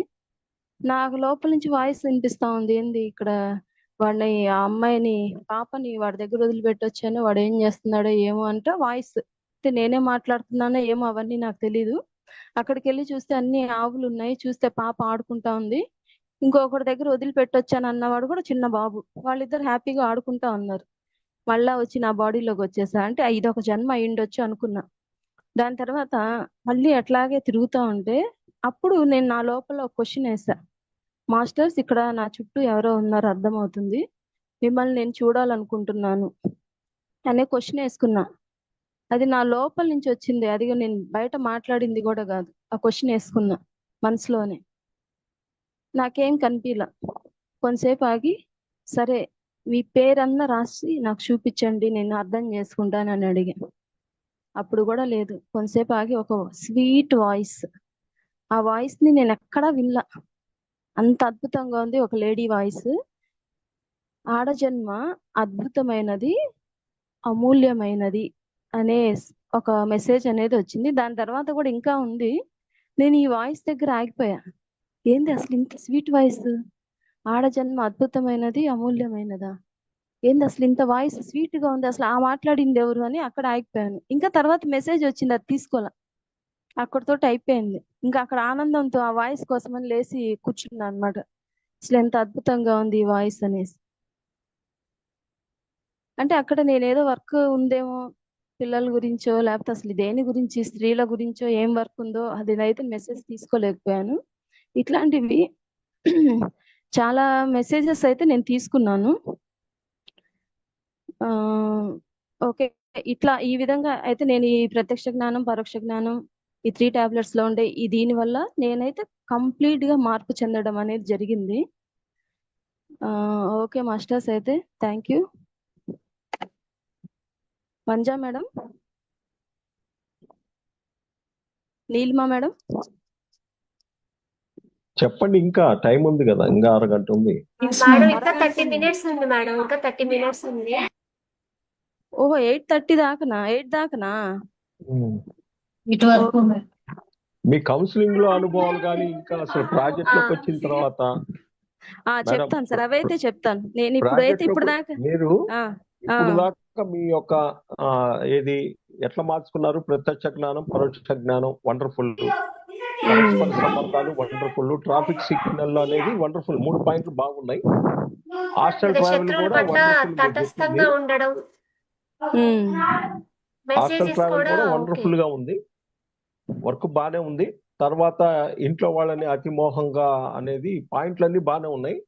అక్కడి నుంచి ఎట్లా ఎదిగారు మీరు ఇంకా ఈ స్పిరిచువల్ టాబ్లెట్? ఓకే సార్, చెప్తాను. ఫస్ట్ లోనే చెప్పాను సార్, ఫస్ట్ మీ ద్వారానే నేను దీంట్లోకి వచ్చాను. తర్వాత చంద్రావతి మేడం నన్ను ఈ స్పిరిచువల్ టాబ్లెట్స్ లోకి తీసుకుని వచ్చారు. అక్కడి నుంచి నేను ఎట్లా అంటే, ఇంకా వర్క్ అయిపోయిన తర్వాత మనకి ఇవి L1 అనేది కంప్లీట్ అయిపోయిన తర్వాత అప్పటికి మాకు ఏప్రిల్ అయినట్టుంది, లేకపోతే మే ఎండింగ్ లో, మే స్టార్టింగ్ లోనో, కరెక్ట్ గా ఆ టైంలోనే అదే ఇయర్ మా ఫాదర్ చనిపోవడం జరిగింది. ఏప్రిల్ 3వ తేదీ మా నాన్న చనిపోయారు. అప్పటికి మనకి మాడ్యూల్ 3 కూడా కంప్లీట్ కాల. అసలు నేను దాంట్లో నుంచి, ఆ బాధలో నుంచి బయటికి రావడానికి నేను చాలా 1 నెల కష్టపడాల్సి వచ్చింది. ఎంత కష్టపడ్డానంటే, అంటే ఇంకా నాకు ఏడుపు రావట్లేదు, అసలు ఏ స్థితిలో ఉన్నానో నాకే తెలియదు. గమ్ముగా ఉండేదాన్ని. అక్కడ అన్ని వర్కులు చేసి నేనే ఉండి చేసుకోవాలన్నీ. మా వదిన వాళ్ళు అక్కడ కొంచెం దూరంలో ఉంటారు, మా అన్న వాళ్ళు. నేను దగ్గరగా, మా అమ్మ వాళ్ళకి దగ్గరగా ఉండేది నేనే కాబట్టి అక్కడ నేను అసలు చాలా నేర్చుకున్నా. ఎట్లా అంటే, ఇప్పుడు మా గురువు గారు ఉన్నారు, ఆయన వాళ్ళ భార్య చనిపోయినప్పుడు ఆయనకి ఏడుపు వచ్చింది. ఇక్కడ నాకు మా ఫాదర్ చనిపోయినప్పుడు ఏడుపు అసలు రాలే నా కళ్ళల్లో నుంచి. నేనేంది ఇంత మొండిగా బండగా తయారైపోయానా, అప్పుడు మళ్ళా స్పిరిచువల్ టాబ్లెట్స్ ని ఇది కరెక్టా కాదా అనే ఆలోచన కూడా వచ్చింది నాకు. ఎందుకంటే బాధ రావట్లా. మా ఇంట్లో వాళ్ళు కూడా ఏంది నువ్వు ఇట్లా ఉన్నావు, నువ్వు ఏదోగా ఉన్నావు, ఏంది తేడాగా ఉన్నావు అంటారు. నేను అసలే మా నాన్న చనిపోయిన దాంట్లో నేను ఉన్నాను, అసలు ఎట్లా చనిపోయారు, సడన్ గా జరిగింది అది. ఆ టైంలో దేవరాజ్ సార్ నాకు ఫోన్ చేసి, మేడం మొగల్లూరులో మీరు క్లాస్ చెప్పాలి, 1 డే వర్క్షాప్ ఏదో చెప్పాలి అని నాకు ఫోన్ చేశారు. అప్పటికి ఆయన ఎవరో నాకు తెలీదు. నేను సార్కి చెప్పా, సార్ నేను అసలు ఇప్పుడు చెప్పే స్థితిలో కూడా లేను, మా నాన్న చనిపోయినారు. అప్పుడే ఆ టైంలోనే, అప్పటికి మాకు 40 days కి మాకు మా నాన్నకి సెరమనీ జరిగేది. సెరమనీ అవ్వాల 10 days ఏమో అయింటది. సార్ నేను అసలు వచ్చే స్థితిలో లేను, నేను రాలేనంటే, లేదు మేడం మీరు ఖచ్చితంగా రావాల్సిందే, దీంట్లోంచి బయటపడాలంటే మీరు రావాలి, క్లాస్ చెప్పాలి అని. సరే వెళ్ళాను, క్లాస్కి వెళ్ళాము, చెప్పేశాను. చెప్పిన తర్వాత అంటే ఒక క్లాస్ అయిన తర్వాత నేను పక్కన వాళ్ళకి చెప్తున్నాను క్లాసు, నేను లోపల బాధపడుతున్నాను. అంటే అక్కడ నాకు ఒక లెసన్ లాగా అనిపించింది అనమాట. చెప్పడం కాదు, చేసి కూడా చూపించాలి కదా. పక్కన వాళ్ళకి చెప్పడం చాలా ఈజీ, అదేముండదు, అందరినీ యాక్సెప్ట్ చేయాలి, ప్రతిదాన్ని యాక్సెప్ట్ చేయాలి, ఎవరిని ద్వేషించకూడదు, బాధ అనేది వేస్ట్, బాధలు అందరికీ ఉంటాయి, దాన్ని కూడా అధిగమించాలి, ఇట్లాంటివన్నీ చెప్పుకుంటా వచ్చాం క్లాసుల్లో. కానీ నేను చేస్తుంది ఏంది, బాధలోనే ఉన్నా. నాకు అక్కడ అదొక లెసన్ లాగా అనిపించింది. నేను అందరికీ చెప్తున్నాను కదా, నేను మళ్ళీ 4 months క్లాస్ తీసుకున్నాను, క్లాస్ అదే L1 చేశాను, అక్కడ నేర్చుకున్నది ఏంది, నేను చేస్తున్నది ఏంది, దీనిలోంచి ఎట్లా బయటికి రావాలి. ఇంకా అప్పటి నుంచి స్టార్ట్ చేసా క్లాసెస్ తీసుకోవడం. ఒక క్లాస్కి వెళ్ళి వచ్చిన తర్వాత నాలో కొంచెం కాన్ఫిడెన్స్ అనేది పెరిగింది. నేను ఆ విషయంలోంచి బయటపడ్డా, కొంచెం మా నాన్న విషయంలోంచి నేను బయటపడ్డా. అది పూర్తిగా బయటపడలా, కొంచెం వరకే. ఆ బాధని పోగొట్టుకోవడానికి నేనేం చేశానంటే, ఇంకా సార్లు వాళ్ళు ఎవరో ఒకళ్ళు, మళ్ళీ చంద్రావతి మేడం నాకు క్లాసెస్ ఇట్లా వెళ్ళు షమీం, అటు వెళ్ళు షమీం అని చెప్తుంటే, ఇంకా బుక్స్ మీద ఎప్పుడైతే కాన్సన్ట్రేట్ చేశానో చిన్న చిన్నగా మా నాన్నని మర్చిపోయాను అనమాట. అంటే ఇక అప్పుడు కూడా నేను L1 కంప్లీట్ అయ్యే లోపు కూడా అతిమోహంలోనే ఉన్నాను, మా ఫాదర్ విషయంలో కానీ. అంటే పెంచిన తండ్రి కాబట్టి ఆ బాధ ఉంటది, దాన్ని కూడా మనం అధిగమించవచ్చు అనేది నేను ఈ బుక్స్ మీద ఎప్పుడైతే కాన్సన్ట్రేషన్ చేశానో, బుక్స్ వర్క్ అనేది స్టార్ట్ చేశానో, అప్పుడు నాకు కొంచెం నా మీద నాకు నమ్మకం అనేది కలిగింది. నేను ఏమైనా ధైర్యంగా ఉండాలి, దేనికి బాధపడకూడదు, ఎటువంటి బాధల్ని మన దగ్గరికి చేర్చుకోకూడదు. బాధపడతా ఉంటే ఇంకెప్పుడు బాధపడతానే ఉంటాం, ఆ బాధలోంచి బయటికి రాలేం. కొంతమంది ఇట్లాగే బాధపడుతూ మా మేడం, ఒక మేడం ఉన్నారు, వాళ్ళ అబ్బాయి, చిన్న అబ్బాయి చనిపోయారని ఆమె పూర్తిగా డిప్రెషన్ లోకి వెళ్ళిపోయారు. ఆమెకు అప్పుడు ఏదో వాళ్ళు క్రిస్టియన్స్ కాబట్టి వాళ్ళకి ఏదో చర్చికి సంబంధించిన ఏవో వర్కులు ఇచ్చి ఆ మేడంని కొంచెం ఆ వర్కుల్లోకి దింపి ఆమెని ఆ బాధల నుంచి బయటకు తీసుకొని వచ్చారు. నాకు అది గుర్తొచ్చింది అనమాట, నేను కూడా ఇట్లా చేస్తే నేను దీనిలోంచి బయటకు వచ్చేస్తాం కదా అని చెప్పేసి నేను కంప్లీట్ గా ఈ వర్కుల్లోకి దిగి ఒట్టి క్లాసెస్ మాత్రమే చెప్తున్నా. ఇంకా కౌన్సిలింగ్స్ దాకా కూడా రాలా, క్లాసెస్ చెప్తా ఉన్నాము. తర్వాత 2023లో 11 days వర్క్షాప్ మాకు ఒంగోలులో జరిగితే అక్కడ జీకే సార్ వచ్చారు. జీకే సార్ వచ్చినప్పుడు మాకు సర్టిఫికెట్స్ ఇచ్చారు. తీసుకునేటప్పుడు సార్ షమీంకి ఏంది టన్నులు నాన్ వెజ్ తిని కర్మలు చేసింది అని ఆయన చెప్పాడు అనమాట. ఒక డైలాగ్ చెప్పి, ఆ అమ్మాయి నెంబర్ నాకు పంపించండి, ఈ మేడం కర్మ కరిగేదాకా వర్క్ చేయిస్తానని చెప్పి ఆయన మైక్ లోనే చెప్పి నా ఫోన్ నెంబర్ తీసుకొని నాకు మెసేజ్ పెట్టారు సారు, మీరు కౌన్సిలింగ్స్ తీసుకోండి అని. అప్పుడు దాకా నేను 1 year దాటినా కానీ నేను కౌన్సిలింగ్స్ జోలికి వెళ్ళాల, నాకు టైం కుదరదు, సండే అంటే మాకు స్టడీ అవర్స్ ఉంటాయి స్కూల్లో అని ఇట్లా ఆలోచిస్తా నేను వెళ్ళలేదు. తర్వాత ఎప్పుడైతే సార్ చెప్పారో ఇంకా అప్పటి నుంచి నేను కౌన్సిలింగ్స్ అనేది వెళ్ళడం స్టార్ట్ చేశాను. ఫస్ట్ నాకు మనీ మేడం కేసెస్ ఇట్లా కొన్ని తీసుకొని, తర్వాత బద్రీ సార్వి ఎక్కువ ఉన్నాయి, నాకు ఐ ప్రాబ్లమ్స్ కేసెస్ ఉన్నాయి, సిఇఓ శ్రీదేవి మేడంవి, మనకు విజయవాడ శ్రీదేవి మేడం కేసెస్ అన్ని చాలా తీసుకున్నాను. అన్ని తీసుకొని వాళ్ళ ఒక్కొక్క ఎక్స్పీరియన్స్ వింటా ఉంటే, అంటే ఆ పీజీస్ యొక్క ఎక్స్పీరియన్స్లు, వాళ్ళు దాంట్లోంచి బయటపడ్డ ఎక్స్పీరియన్సెస్ ఇట్లాంటివి వింటా ఉంటే నేను ఇంకా చేంజ్ అయ్యా. మన దాకా ఒక పీజీ వచ్చారంటే ఆయన ఏ ప్రాబ్లంతో లేకపోతే ఆమె ఏ ప్రాబ్లంతో అయితే బాధపడుతుందో అది మనలో కూడా 10% ఉండొచ్చు, 20% ఉండొచ్చు. ఆ బాధను మనం కూడా అనుభవిస్తూ పట్టి మన దగ్గరకు ఆ కేసు వచ్చింది అని ఎక్కడో విన్నాను నేను మన క్లాసెస్ లోనే. కాబట్టి నేను అట్లాగే తీసుకొని ప్రతిదాన్ని ఒక ఛాలెంజ్ గా నాలో కూడా ఉంది. కాబట్టి నేను ఇది చదివి మనకి సీనియర్స్ చెప్తారు, మేడం వాళ్ళు ఈ బుక్ చదివించండి వాళ్ళ చేత అని. ఆ బుక్ నేను బాగా చదివి వాళ్ళని చదవమని చెప్పి మళ్ళీ క్వశ్చన్స్ అడిగేదాన్ని వాళ్ళని. మీకేం అర్థమైంది ఈ బుక్ చదవడం వల్ల? ఒట్టి కంటి ప్రాబ్లం అంటే ఒట్టి ప్రత్యక్ష జ్ఞానం పరోక్ష జ్ఞానమే కాదు, దాని తర్వాత ఇంకా ఉన్నాయి. వాళ్ళకి వచ్చే కళల్ని బట్టి అర్షడ్ వర్గాలు ఉండొచ్చు, దాంట్లో ఇంకా ఏమైనా ఉండొచ్చు. వాళ్ళు వర్కులు సరిగా చేస్తూ ఉండకపోవచ్చు, పగలు రాత్రి చేయాల్సిన పనులు చేస్తూ ఉండకపోవచ్చు, డైనమిక్ స్టాటిక్ లో అక్కడ ఆగిపోయి ఉండొచ్చు, ట్రాఫిక్ సిగ్నల్స్ నడుముకు సంబంధించిన ప్రాబ్లమ్స్ ఉంటే ఆ బుక్ చదవడం, దాంట్లో ఏ పాయింట్లో మీరు ఆగున్నారు అనే విషయాన్ని ఈ సీనియర్స్ మాకు చెప్పడం వల్ల, అంటే మేము కూడా ఆ సీనియర్స్ ద్వారా మేము ఎంతో నేర్చుకున్నాం. సీనియర్ కి పీజీకి మధ్యలో ఉండడం వల్ల మేము ఎంత విషయాలు నేర్చుకున్నామంటే అసలు అంత ఈజీగా మనల్ని మనం చేంజ్ చేసుకోవచ్చు, మన ఇంట్లో వాళ్ళని మనం చేంజ్ చేయొచ్చు, ఎటువంటి ప్రాబ్లం లేకుండా, మనకి ఎటువంటి కష్టం అనేది కలగకుండా మనం ఎంతో హ్యాపీగా జీవించడం కోసమని మనం ఇవన్నీ చేసుకోవచ్చు. నాకు కౌన్సిలింగ్ బాగా నచ్చింది. 1 year 1.5 years నేను వదిలేసినా గానీ తర్వాత కౌన్సిలింగ్ లోకి వచ్చిన తర్వాత ఇంకా క్లాసెస్ ని వదిలేసా. అవి దానికన్నా ఇదే బాగుంది. చాలా మంది పీజీస్ తో మాట్లాడడం వల్ల వాళ్ళ యొక్క అనుభవాలు వాళ్ళు ఎట్లా తగ్గించుకున్నారు అనే విషయాలు తెలియడం వల్ల మనం కూడా ఇంకా మారచ్చు కదా.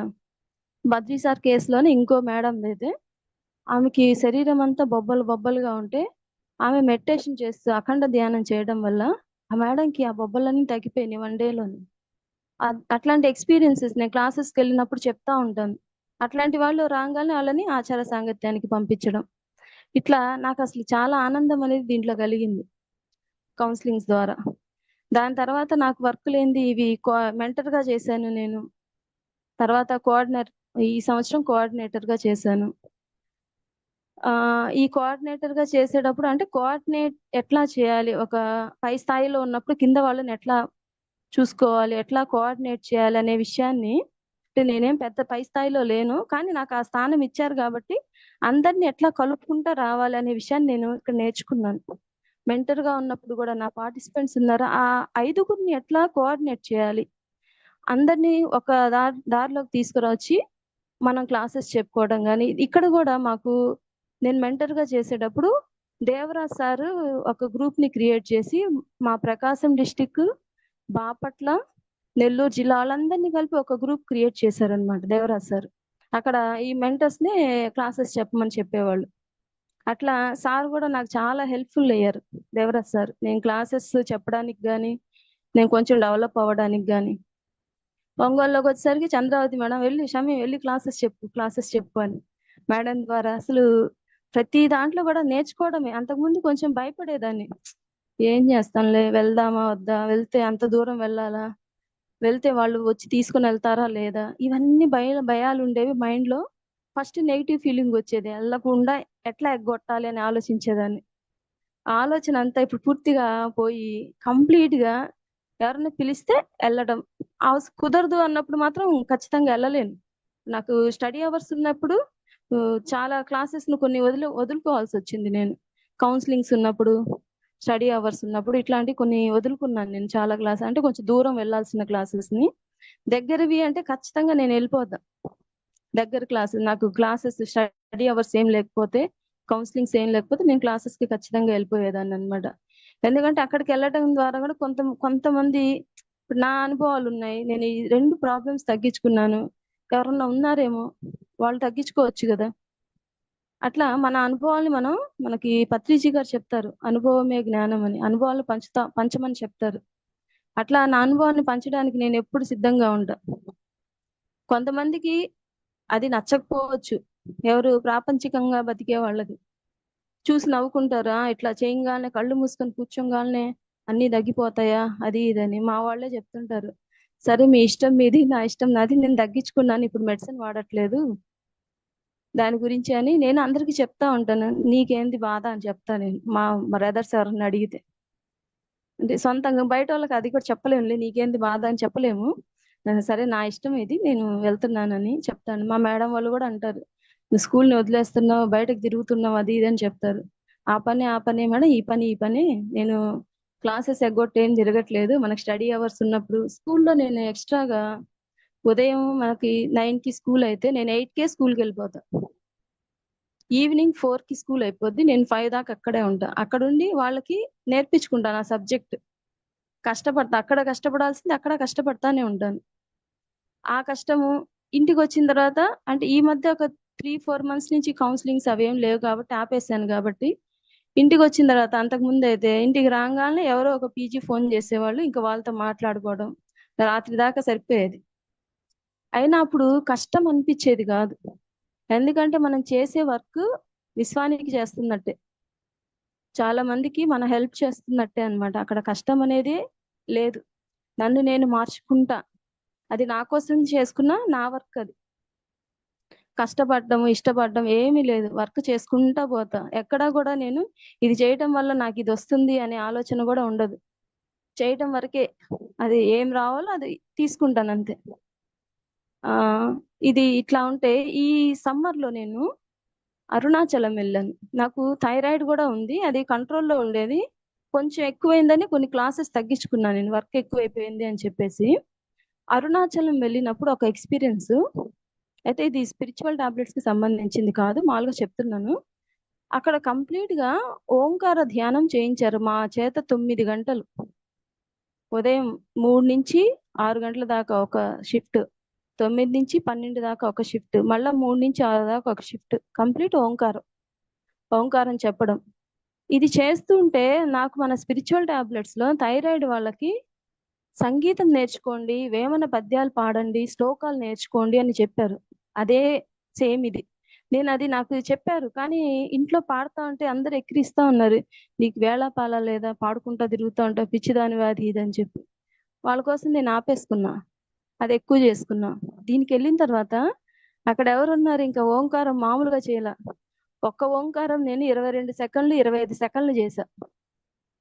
ఒక్క ఓంకారం ఓం అని స్టార్ట్ చేస్తే అది 22 సెకండ్లు 25 సెకండ్ల దాకా వెళ్ళేదన్నమాట. తర్వాత రెండోది స్టార్ట్ అయ్యేది. అట్లాగా నేను 60 సెకండ్లు, 1 నిమిషానికి 3 శ్వాసలు, 3 ఓంకారాలు తీసుకోవడం అనేది చేయడం వల్ల 7 డేస్ 1 వీక్ ప్రోగ్రామ్ అది. ఆ 1 వీక్ లో నేను 50 mg మెడిసిన్ తగ్గించుకున్నా. అంటే మనకి జీకే సార్ చెప్పింది ఏంది, మనకి పాటలు సంగీతం నేర్చుకోండి, ఆనందం లేకే మనకు రోగాలన్నీ. సంగీతం నేర్చుకుంటే ప్రభావం ఏడబడిద్ది, విశుద్ధి మీద పడిద్ది. ఈ ఓంకారం చేసినా కూడా అంతే సేమ్, అది కూడా విశుద్ధి మీద పడింది. అంటే ఇవన్నీ కూడా కళలకు సంబంధించినవి. థైరాయిడ్ కూడా మనం శ్లోకాలు పద్యాలు, మా గురువు గారు కొన్ని పాటలు, వాటిని ఏమంటారంటే తత్వాలు ఇచ్చేవాళ్ళు పాడమని. నేను ఫస్ట్ లో పాడుతా ఉంటే అందరు నవ్వుకున్నారు అనమాట, వాళ్ళు ఏంది పాడటం అని చెప్పేసి. ఇప్పుడు నేను పాడుతుంటే అందరు వింటున్నారు తత్వాలని. అంటే నాకు ఆ రాగం తీయడం వచ్చేది. అంతకుముందు ఏంటంటే ఎక్కువసేపు నేను బ్రీతింగ్ నిలిపేదాన్ని కాదనమాట. బ్రీతింగ్, ఎందుకంటే నేను చెప్పాను కదా నాకు ఇది ఎలర్జీ ప్రాబ్లం ఉంది, ఎప్పుడు ముక్కు కారుతా ఉంటుంది అనేసి. నేను దీంట్లోకి వచ్చిన తర్వాత నేను రాగం తీయడం, మనకి L1 కంప్లీట్ అయిన తర్వాత ఒక 2-3 మంత్స్ సంగీతం నేర్చుకున్నాను. అప్పుడే నా వాయిస్ అనేది కొంచెం క్లియర్ అయిపోయింది. ఎప్పుడైతే ఆ సరళి స్వరాల్ని పాడుకుంటా ఉన్నానో వాయిస్ అనేది క్లియర్ అయిపోయింది. దాని తర్వాత ఇంట్లో వాళ్ళు చెప్పడం వల్ల దాన్ని ఆపేశాను.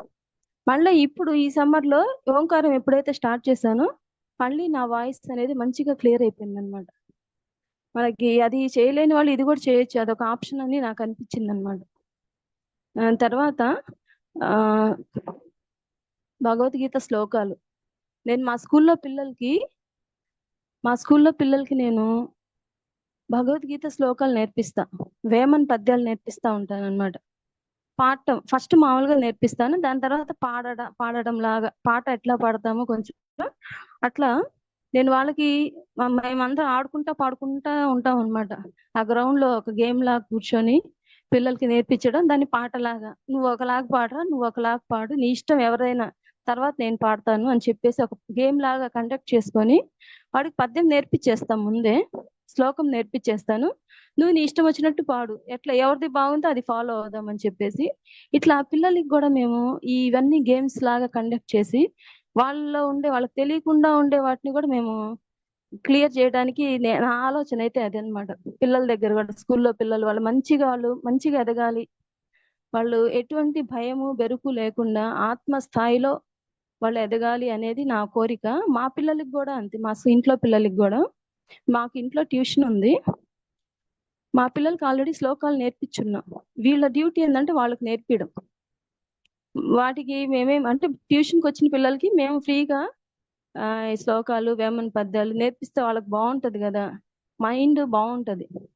ఒక సాంగ్ పాడితే ఎట్లా ఉంటుందో ఫ్రెష్ అయిపోతాము, అట్లాగే ఈ శ్లోకాలు నేర్చుకోవడం వల్ల వాళ్ళకి బాగుంటది. తర్వాత అది నేర్పించిన తర్వాత దాని అర్థం మా సార్ ఎక్స్ప్లెయిన్ చేస్తాడు. వాడికి పట్టుకునే వాళ్ళు పట్టుకుంటారు, లేకపోతే లేదు. విషయాలు నేనైతే బాగా మొండిగా ఉండే పిల్లల్ని నా దగ్గర కూర్చోబెట్టుకొని వాడికి మంచిగా ఎక్స్ప్లెయిన్ చేస్తా, నా మాట వింటారు. మనం ఎందుకంటే మన స్పిరిచువల్ టీచర్స్ కదా, స్పిరిచువాలిటీని కలగలిపి వాళ్ళకి కూర్చోబెట్టి మనం చెప్పగలము. ఇట్లాగా మనం వర్క్ అనేది మనం చెయ్యాలి అనుకుంటే ఎక్కడి నుంచైనా మనం వర్క్, ఎటువంటి మొండోళ్ళ దగ్గర నుంచైనా మనం వర్క్ చేసుకోవచ్చు, చెయ్యొచ్చు. మనం కూడా వాళ్ళ దగ్గర నుంచి నేర్చుకోవాల్సినవి నేర్చుకుంటా వెళ్ళొచ్చు అనమాట. దాని తర్వాత జేతవనానికి వెళ్ళాం, మా పిల్లల్ని తీసుకుని వెళ్ళాను. జేతవనానికి వెళ్ళినప్పుడు అక్కడ సేవలు మనం మామూలుగా ఇది తన్ మన్ ధన్ గా అంటే ధన్ అయితే నేను ఎక్కువ చేయలేదు, ఏదో కొద్దో గొప్ప ఇస్తా ఉండేదాన్ని. అక్కడ జేతవనానికి వెళ్ళినప్పుడు అక్కడ ప్రభాకర్ సార్ వాళ్ళ ఫ్యామిలీ మెంబర్స్ అందరూ ఆడ కూర్చొని చేసే వర్కులు చూసిన తర్వాత అక్కడ సార్తో కూడా మాట్లాడాను నేను, మా స్పిరిచువల్ టాబ్లెట్స్ క్లాస్ ఏమన్నా అక్కడ పెట్టుకోవచ్చా, 11 days వర్క్ షాప్ చాలా అద్భుతంగా ఉంది అక్కడ, పెట్టుకోవచ్చు మేడం, ఆల్రెడీ చాలా జరిగినాయి ఇక్కడ, పెట్టుకునే పని అయితే పెట్టుకోండి మీరు అని చెప్పాడు ఆయన. అది కూడా నాకు బాగా ఆనందం కలిగింది. అక్కడ కూడా నేను 6 గంటలు సాధన చేసుకున్నాను. అంటే ఎక్కడికి వెళ్ళినా కానీ టైం దొరికిందంటే సాధన అంతే. ఫస్ట్ ఇప్పుడు నాకు కావాల్సింది సాధన, ఎనర్జీ పెంచుకోవాలి, సాధన చేసుకోవడం, నా వాయిస్, నా థైరాయిడ్ కి సంబంధించినవి తగ్గించుకోవడం. నోస్ స్కిన్ అయితే ఆల్రెడీ క్లియర్ అయిపోయినాయి, అసలు రావట్లా. నోస్తే ఎప్పుడన్నా కారుతా ఉంటుంది, ఇప్పుడైతే అది కూడా లేదు అసలు. కంప్లీట్ ఎప్పుడన్నా కారిద్ది కొంచెం సేపే, మళ్ళీ మెడిసిన్ వేసుకోవాల్సిన అవసరంలా, కొంచెం సేపే. దాన్ని పట్టించుకోకుండా ఉంటే దానికి అదే కంప్లీట్ గా వెళ్ళిపోద్ది అనమాట. ఇట్లాంటి ఎక్స్పీరియన్సెస్ అన్ని కూడా నేను మా పిల్లల దగ్గర చెప్తా ఉంటా, మా స్కూల్లో పిల్లల దగ్గర. అరే ఇట్లా జరిగిందిరా నాకంటే, మేడం ఎట్లా మేడం మాకు కూడా చెప్పండి, మేము కూడా నేర్చుకుంటాం అని చెప్తారు వాళ్ళు. మీరు ఫస్ట్ నేను చెప్పినవన్నీ చేస్తా ఉంటే ఖచ్చితంగా నేను మిమ్మల్ని మా క్లాసెస్ కి తీసుకుని వెళ్తాం. మా పిల్లలు చాలా మంది అడుగుతారు వస్తామని చెప్పేసి, వాళ్ళని కూడా ఫ్యూచర్ లో మా స్కూల్లో పిల్లల్ని కూడా నేను దీంట్లోకి దింపుతాను. దానికి సంబంధించిన వర్కులు ఉంటే వాళ్ళ చేత కూడా చేయిస్తాను మా పిల్లల ద్వారా కానీ. నెక్స్ట్ దీంట్లోకి వచ్చిన తర్వాత నాకు బాగా అంటే మొండి జలస్ నాలో లేదనుకున్నాను, కానీ విపరీతమైన జలస్ అనేది నాకు దీంట్లోకి వచ్చిన తర్వాత తెలిసింది. మొండి దాన్ని అనేది నాకు చిన్నప్పటి నుంచే తెలుసు. ఎంత అంటే ఎవరన్నా ఇట్లా గుడ్లు ఇరిమి ఇట్లా చూసినా కానీ నేను అలిగేదాన్ని, ఫీల్ అయ్యేదాన్ని. మా నాన్న ఇట్లా చూడటానికి ఆ భయం, ఇంకా ఇట్లా చూసాడంటే నేను వారం అన్నం తినేదాన్ని కదా, వాళ్ళే వచ్చి నాకు అన్నం కలిపి నోట్లో పెట్టేదాకా, అంత మొండిదాన్ని. అట్లాంటిది ఆ మొండి గిండి మొత్తం పోయింది కంప్లీట్ గా. మా సార్కి ఏదన్నా కోపం వచ్చినా గానీ, అమ్మాయి అన్న ఉంటే లోపల పెట్టుకోమాక, తన్నాలంటే తన్నేసి నువ్వు ఫ్రీ అయిపోతావు, నేనేం పట్టించుకోనని చెప్తాను. ఒకసారిగా నవ్వేసి ఆయన అసలు ఏమన్నాడు అనమాట. అంటే మనం ఈ వర్క్లు చేస్తా ఈ నాలెడ్జ్ ని అందరికి పంచుతా ఉంటే మనకి కావాల్సిన నాలెడ్జ్ మనకు వస్తుంది. మన సరౌండింగ్స్ లో ఉండే వాళ్ళందరినీ కూడా మనం ఫ్రెండ్లీ నేచర్ తోటి, అందరూ ఆత్మ జ్ఞానులే. వాళ్ళకి ఏంటంటే కొంతమందికి కొంచెం జ్ఞానం తక్కువ ఉంటది, కొంతమందికి కొంచెం జ్ఞానం ఎక్కువ ఉంటది. వాళ్ళని కూడా మనం కలుపుకొని వెళ్ళటం అనేది మనకి ఇక్కడ అర్థమవుతుంది అనమాట. నెక్స్ట్ మహాభారత సీరియల్ నాకు ఎట్లా బుర్రకెక్కిందంటే, ఎట్లా అంటే నరాన ఆ శ్లోకాలు అంత ఎక్కువ మాకు 12వ అధ్యాయం వరకు బాగొచ్చు, మిగతా అన్ని నేర్చుకుంటా ఉన్నాను. ఆ మహాభారతంలో గీతా సారం అసలు ఎన్నిసార్లు వింటానంటే, రోజుకి బస్సులో వెళ్ళేటప్పుడు ఇయర్ ఫోన్స్ పెట్టుకుని అదే వింటా, వచ్చేటప్పుడు అదే వింటా, ఇంట్లో వంట చేసుకుంటూ అదే వింటా, లేకపోతే ఇంట్లో వంట చేసుకునేటప్పుడు ఇంకేదన్నా క్లాసెస్, ఎప్పుడు ఇంకా దీంట్లోనే ఉంటాను. ఇంకా వాళ్ళ గురించి వీళ్ళ గురించి మాట్లాడుకునేది, వాళ్ళ గురించి మా ఇంట్లో మా సారు నేను కూడా మేమిద్దరం, మా సార్ కూడా మెట్టేటదే, కానీ మాది వేరే సపరేట్ ఉంది, దీంట్లోకి రాడు. పిఎంసి దీనికి సంబంధించి రాడనమాట, వేరే మెడిటేషన్ చేస్తాడు. అయితే ఇద్దరం కలిసి అదే ఏదన్నా మాట్లాడుకున్నా కానీ ఓషో బుక్స్ ఎక్కువ చదువుతారు, దాని గురించి నాకు ఎక్స్ప్లెయిన్ చేస్తాడు. నేను కొంచెం బాధలో ఉన్నాను అని తెలుసుకుంటే నన్ను చిటికలో బయటకు తీసుకొని వచ్చేస్తాడు ఆ బాధలో నుంచి. తను చెప్పే మాటలు అంత మంచిగా ఉంటాయి అన్నమాట. ఎటువంటి వ్యక్తి అయినా మనల్ని బయటికి తీసుకొని వచ్చేసే విధంగా ఉంటది, ఎటువంటి బాధలో ఉన్నా గాని. అంత మంచిగా నాకు సపోర్ట్ గా మా సార్ ఉండడం బట్టే నేను ఇట్లా ఆన్లైన్ క్లాసెస్ కానీ, ఎప్పుడన్నా అప్పుడప్పుడు ఆఫ్లైన్ క్లాసెస్ కానీ, ఊర్లోకి వెళ్ళటం కానీ ఇవన్నీ చేస్తున్నాను. ఇంట్లో వాళ్ళ సపోర్ట్ లేనిది ఏం చేయలేం కదా. ఇప్పుడు స్టార్టింగ్ లో మా మ్యారేజ్ కానీ, అంటే మాది లవ్ మ్యారేజ్, అందుకని మా అత్త మామ కొంచెం యాక్సెప్ట్ చేయలేదు మమ్మల్ని. యాక్సెప్ట్ చేయకపోవడం వల్ల నేను వాళ్ళని ద్వేషించడం, వాళ్ళని కాదు కుటుంబ సభ్యులందరినీ ద్వేషించా, మా అమ్మ వాళ్ళని ద్వేషించా, అందరినీ ద్వేషిస్తా ఉన్నాను. ఒక కంప్లీట్ ద్వేషాన్ని పెంచుకొని ఉన్న సమయంలో నాకు మెడిటేషన్ అనేది పరిచయం అయ్యి, దీని ద్వారా నేను ఆ ద్వేషాన్ని అంతటిని పోగొట్టేసుకొని, అంటే ఇప్పుడు నాకు ద్వేషం, బాధ, కోపం వస్తుంది అంటే నాకు ఫస్ట్ నవ్వు వచ్చేస్తుంది. ఎవరైనా తిడుతున్నారు అంటే నాకు నవ్వు వచ్చేస్తుంది అనమాట. వాళ్ళు తిడితే సీరియస్ గా తిడుతున్నా నాకు నవ్వు వస్తా ఉంటది. వాడు మళ్ళా నవ్వుతా ఉంటే ఎదుటి వాళ్ళకి కోపం వస్తుంది కదా, కొట్టైనా వెళ్తారు, అయినా కానీ నేను నవ్వుతా ఉంటా. ఎందుకు అనవసరంగా ఇంత చించుకుంటున్నాడు అని లోపల అనుకుంటా నవ్వుకుంటా ఉంటాను, దానివల్ల ఉపయోగం ఏంది అని. కానీ వాళ్ళకి ఆ స్థితిలో లేరు కాబట్టి వాళ్ళకి కోపం వస్తా ఉంటది. ఇట్లాంటివన్నీ కూడా నన్ను చూసి మా స్కూల్లో వాళ్ళు ఖచ్చితంగా పిచ్చి పట్టేసింది అని అనుకుంటారు. వాళ్ళని కూడా చూసి నేను నవ్వుకుంటా ఉంటాను. మా మేడమ్స్ చెప్పే మాటల్ని బట్టి నేను తీసుకెళ్లి ఎర్రగడ్డలో జాయిన్ చేస్తా అంటే, జాయిన్ చేయండి, ఆడನ್ನು ప్రశాంతంగా మెడిటేషన్ చేసుకుంటాను, అక్కడ ఎవరు అందరూ నాలాంటి వాళ్ళే ఉంటారు కాబట్టి ఆడ కూర్చొని చేసుకుంటా ఉంటాను, ఈ గొడవలు ఉండవు అక్కడ అని చెప్తాను. అయి నిజంగా పిచ్చి పట్టింది అంటారు వాళ్ళు. అట్లాగే ఫ్యామిలీ మెంబర్స్ తో కలిసినప్పుడు కూడా మా వాళ్ళు, సార్ సైడ్ ఉన్న వాళ్ళందరూ కూడా అంటే ఎట్లా అంటే, మనం ఒక స్థాయిలో ఉన్నప్పుడు ఒకలాగా, అంటే మనుషుల్ని అట్లాగే ఉంటారు కదా. నేను ఒక స్థాయిలో ఉన్నప్పుడు నన్ను అందరూ ద్వేషించారు, ఇప్పుడు నన్ను అందరూ, నేనేం చేయలే వాళ్ళకి, నన్ను అందరూ కలవరిస్తారనమాట. షమీం అంటే కుందన, నా పేరు కుందన ఉంటే చాలు, మాకు ఏదైనా ఇంకేం అవసరం లేదు. మా హెచ్ఎం మేడం కూడా, నేను ఆమెకేం సపోర్ట్ చేయను, షమీం నువ్వు ఉంటే మాకు చాలా ధైర్యం అంటది. అంటే అందరినీ కంట్రోల్ చేసి కూర్చోబెట్టుకుంటా పిల్లల్ని. అంత కెపాసిటీ ఎక్కడి నుంచి వస్తుంది? అంతకు ముందు లేదు కెపాసిటీ అంత, ఇప్పుడు ఎలా వస్తుంది? ఆమె ఎవరో నాకు తెలియదు, కానీ నా మీద ఆమెకు అంత నమ్మకం ఎట్లా కలిగింది? నేను చేసే ఆ వర్కులు ఎట్లా చేస్తున్నాం? మనకు ఆత్మ జ్ఞానం ఉంది కాబట్టి ఎంత వర్క్ అయినా మనం చేయగలం, కాబట్టి మనకి ఈ వర్కులన్నీ మనం చేయగలుగుతున్నాం. ఎంతైనా మనం చేయగలం, మనకి సాధ్యం కానిది అనేది లేదు. కానీ ఆ మైండ్ లో వచ్చే ఆలోచనని బట్టే మనం, మైండ్ వేవ్స్ బాడీ వేవ్స్ అని మనకు పెట్టి షైన్ అన్నట్టు, మన మైండ్ లో వచ్చే ఆలోచనలు మన శరీరం మీద ప్రభావం చూపిస్తాయి. అది ఎప్పుడు? మెడిటేషన్ లేనప్పుడు ఆలోచనలు మనకి అనారోగ్యం చేస్తున్నాయి. ఇప్పుడు ఏంది, మనకు వచ్చే ఆలోచనలు ఎట్లాంటి ఆలోచనలు వస్తాయి? మంచి ఆలోచనలు, అందరికీ మంచి చేసే ఆలోచనలు వస్తాయి. కాబట్టి మనం అందరికీ మంచి చేయగలుగుతాం. ఓకే మేడం, మీరు చెప్పినవన్నీ ఓకే చాలా బాగున్నాయి. సార్, వాయిస్ వినిపిట్లా కొంచెం. తత్వాలు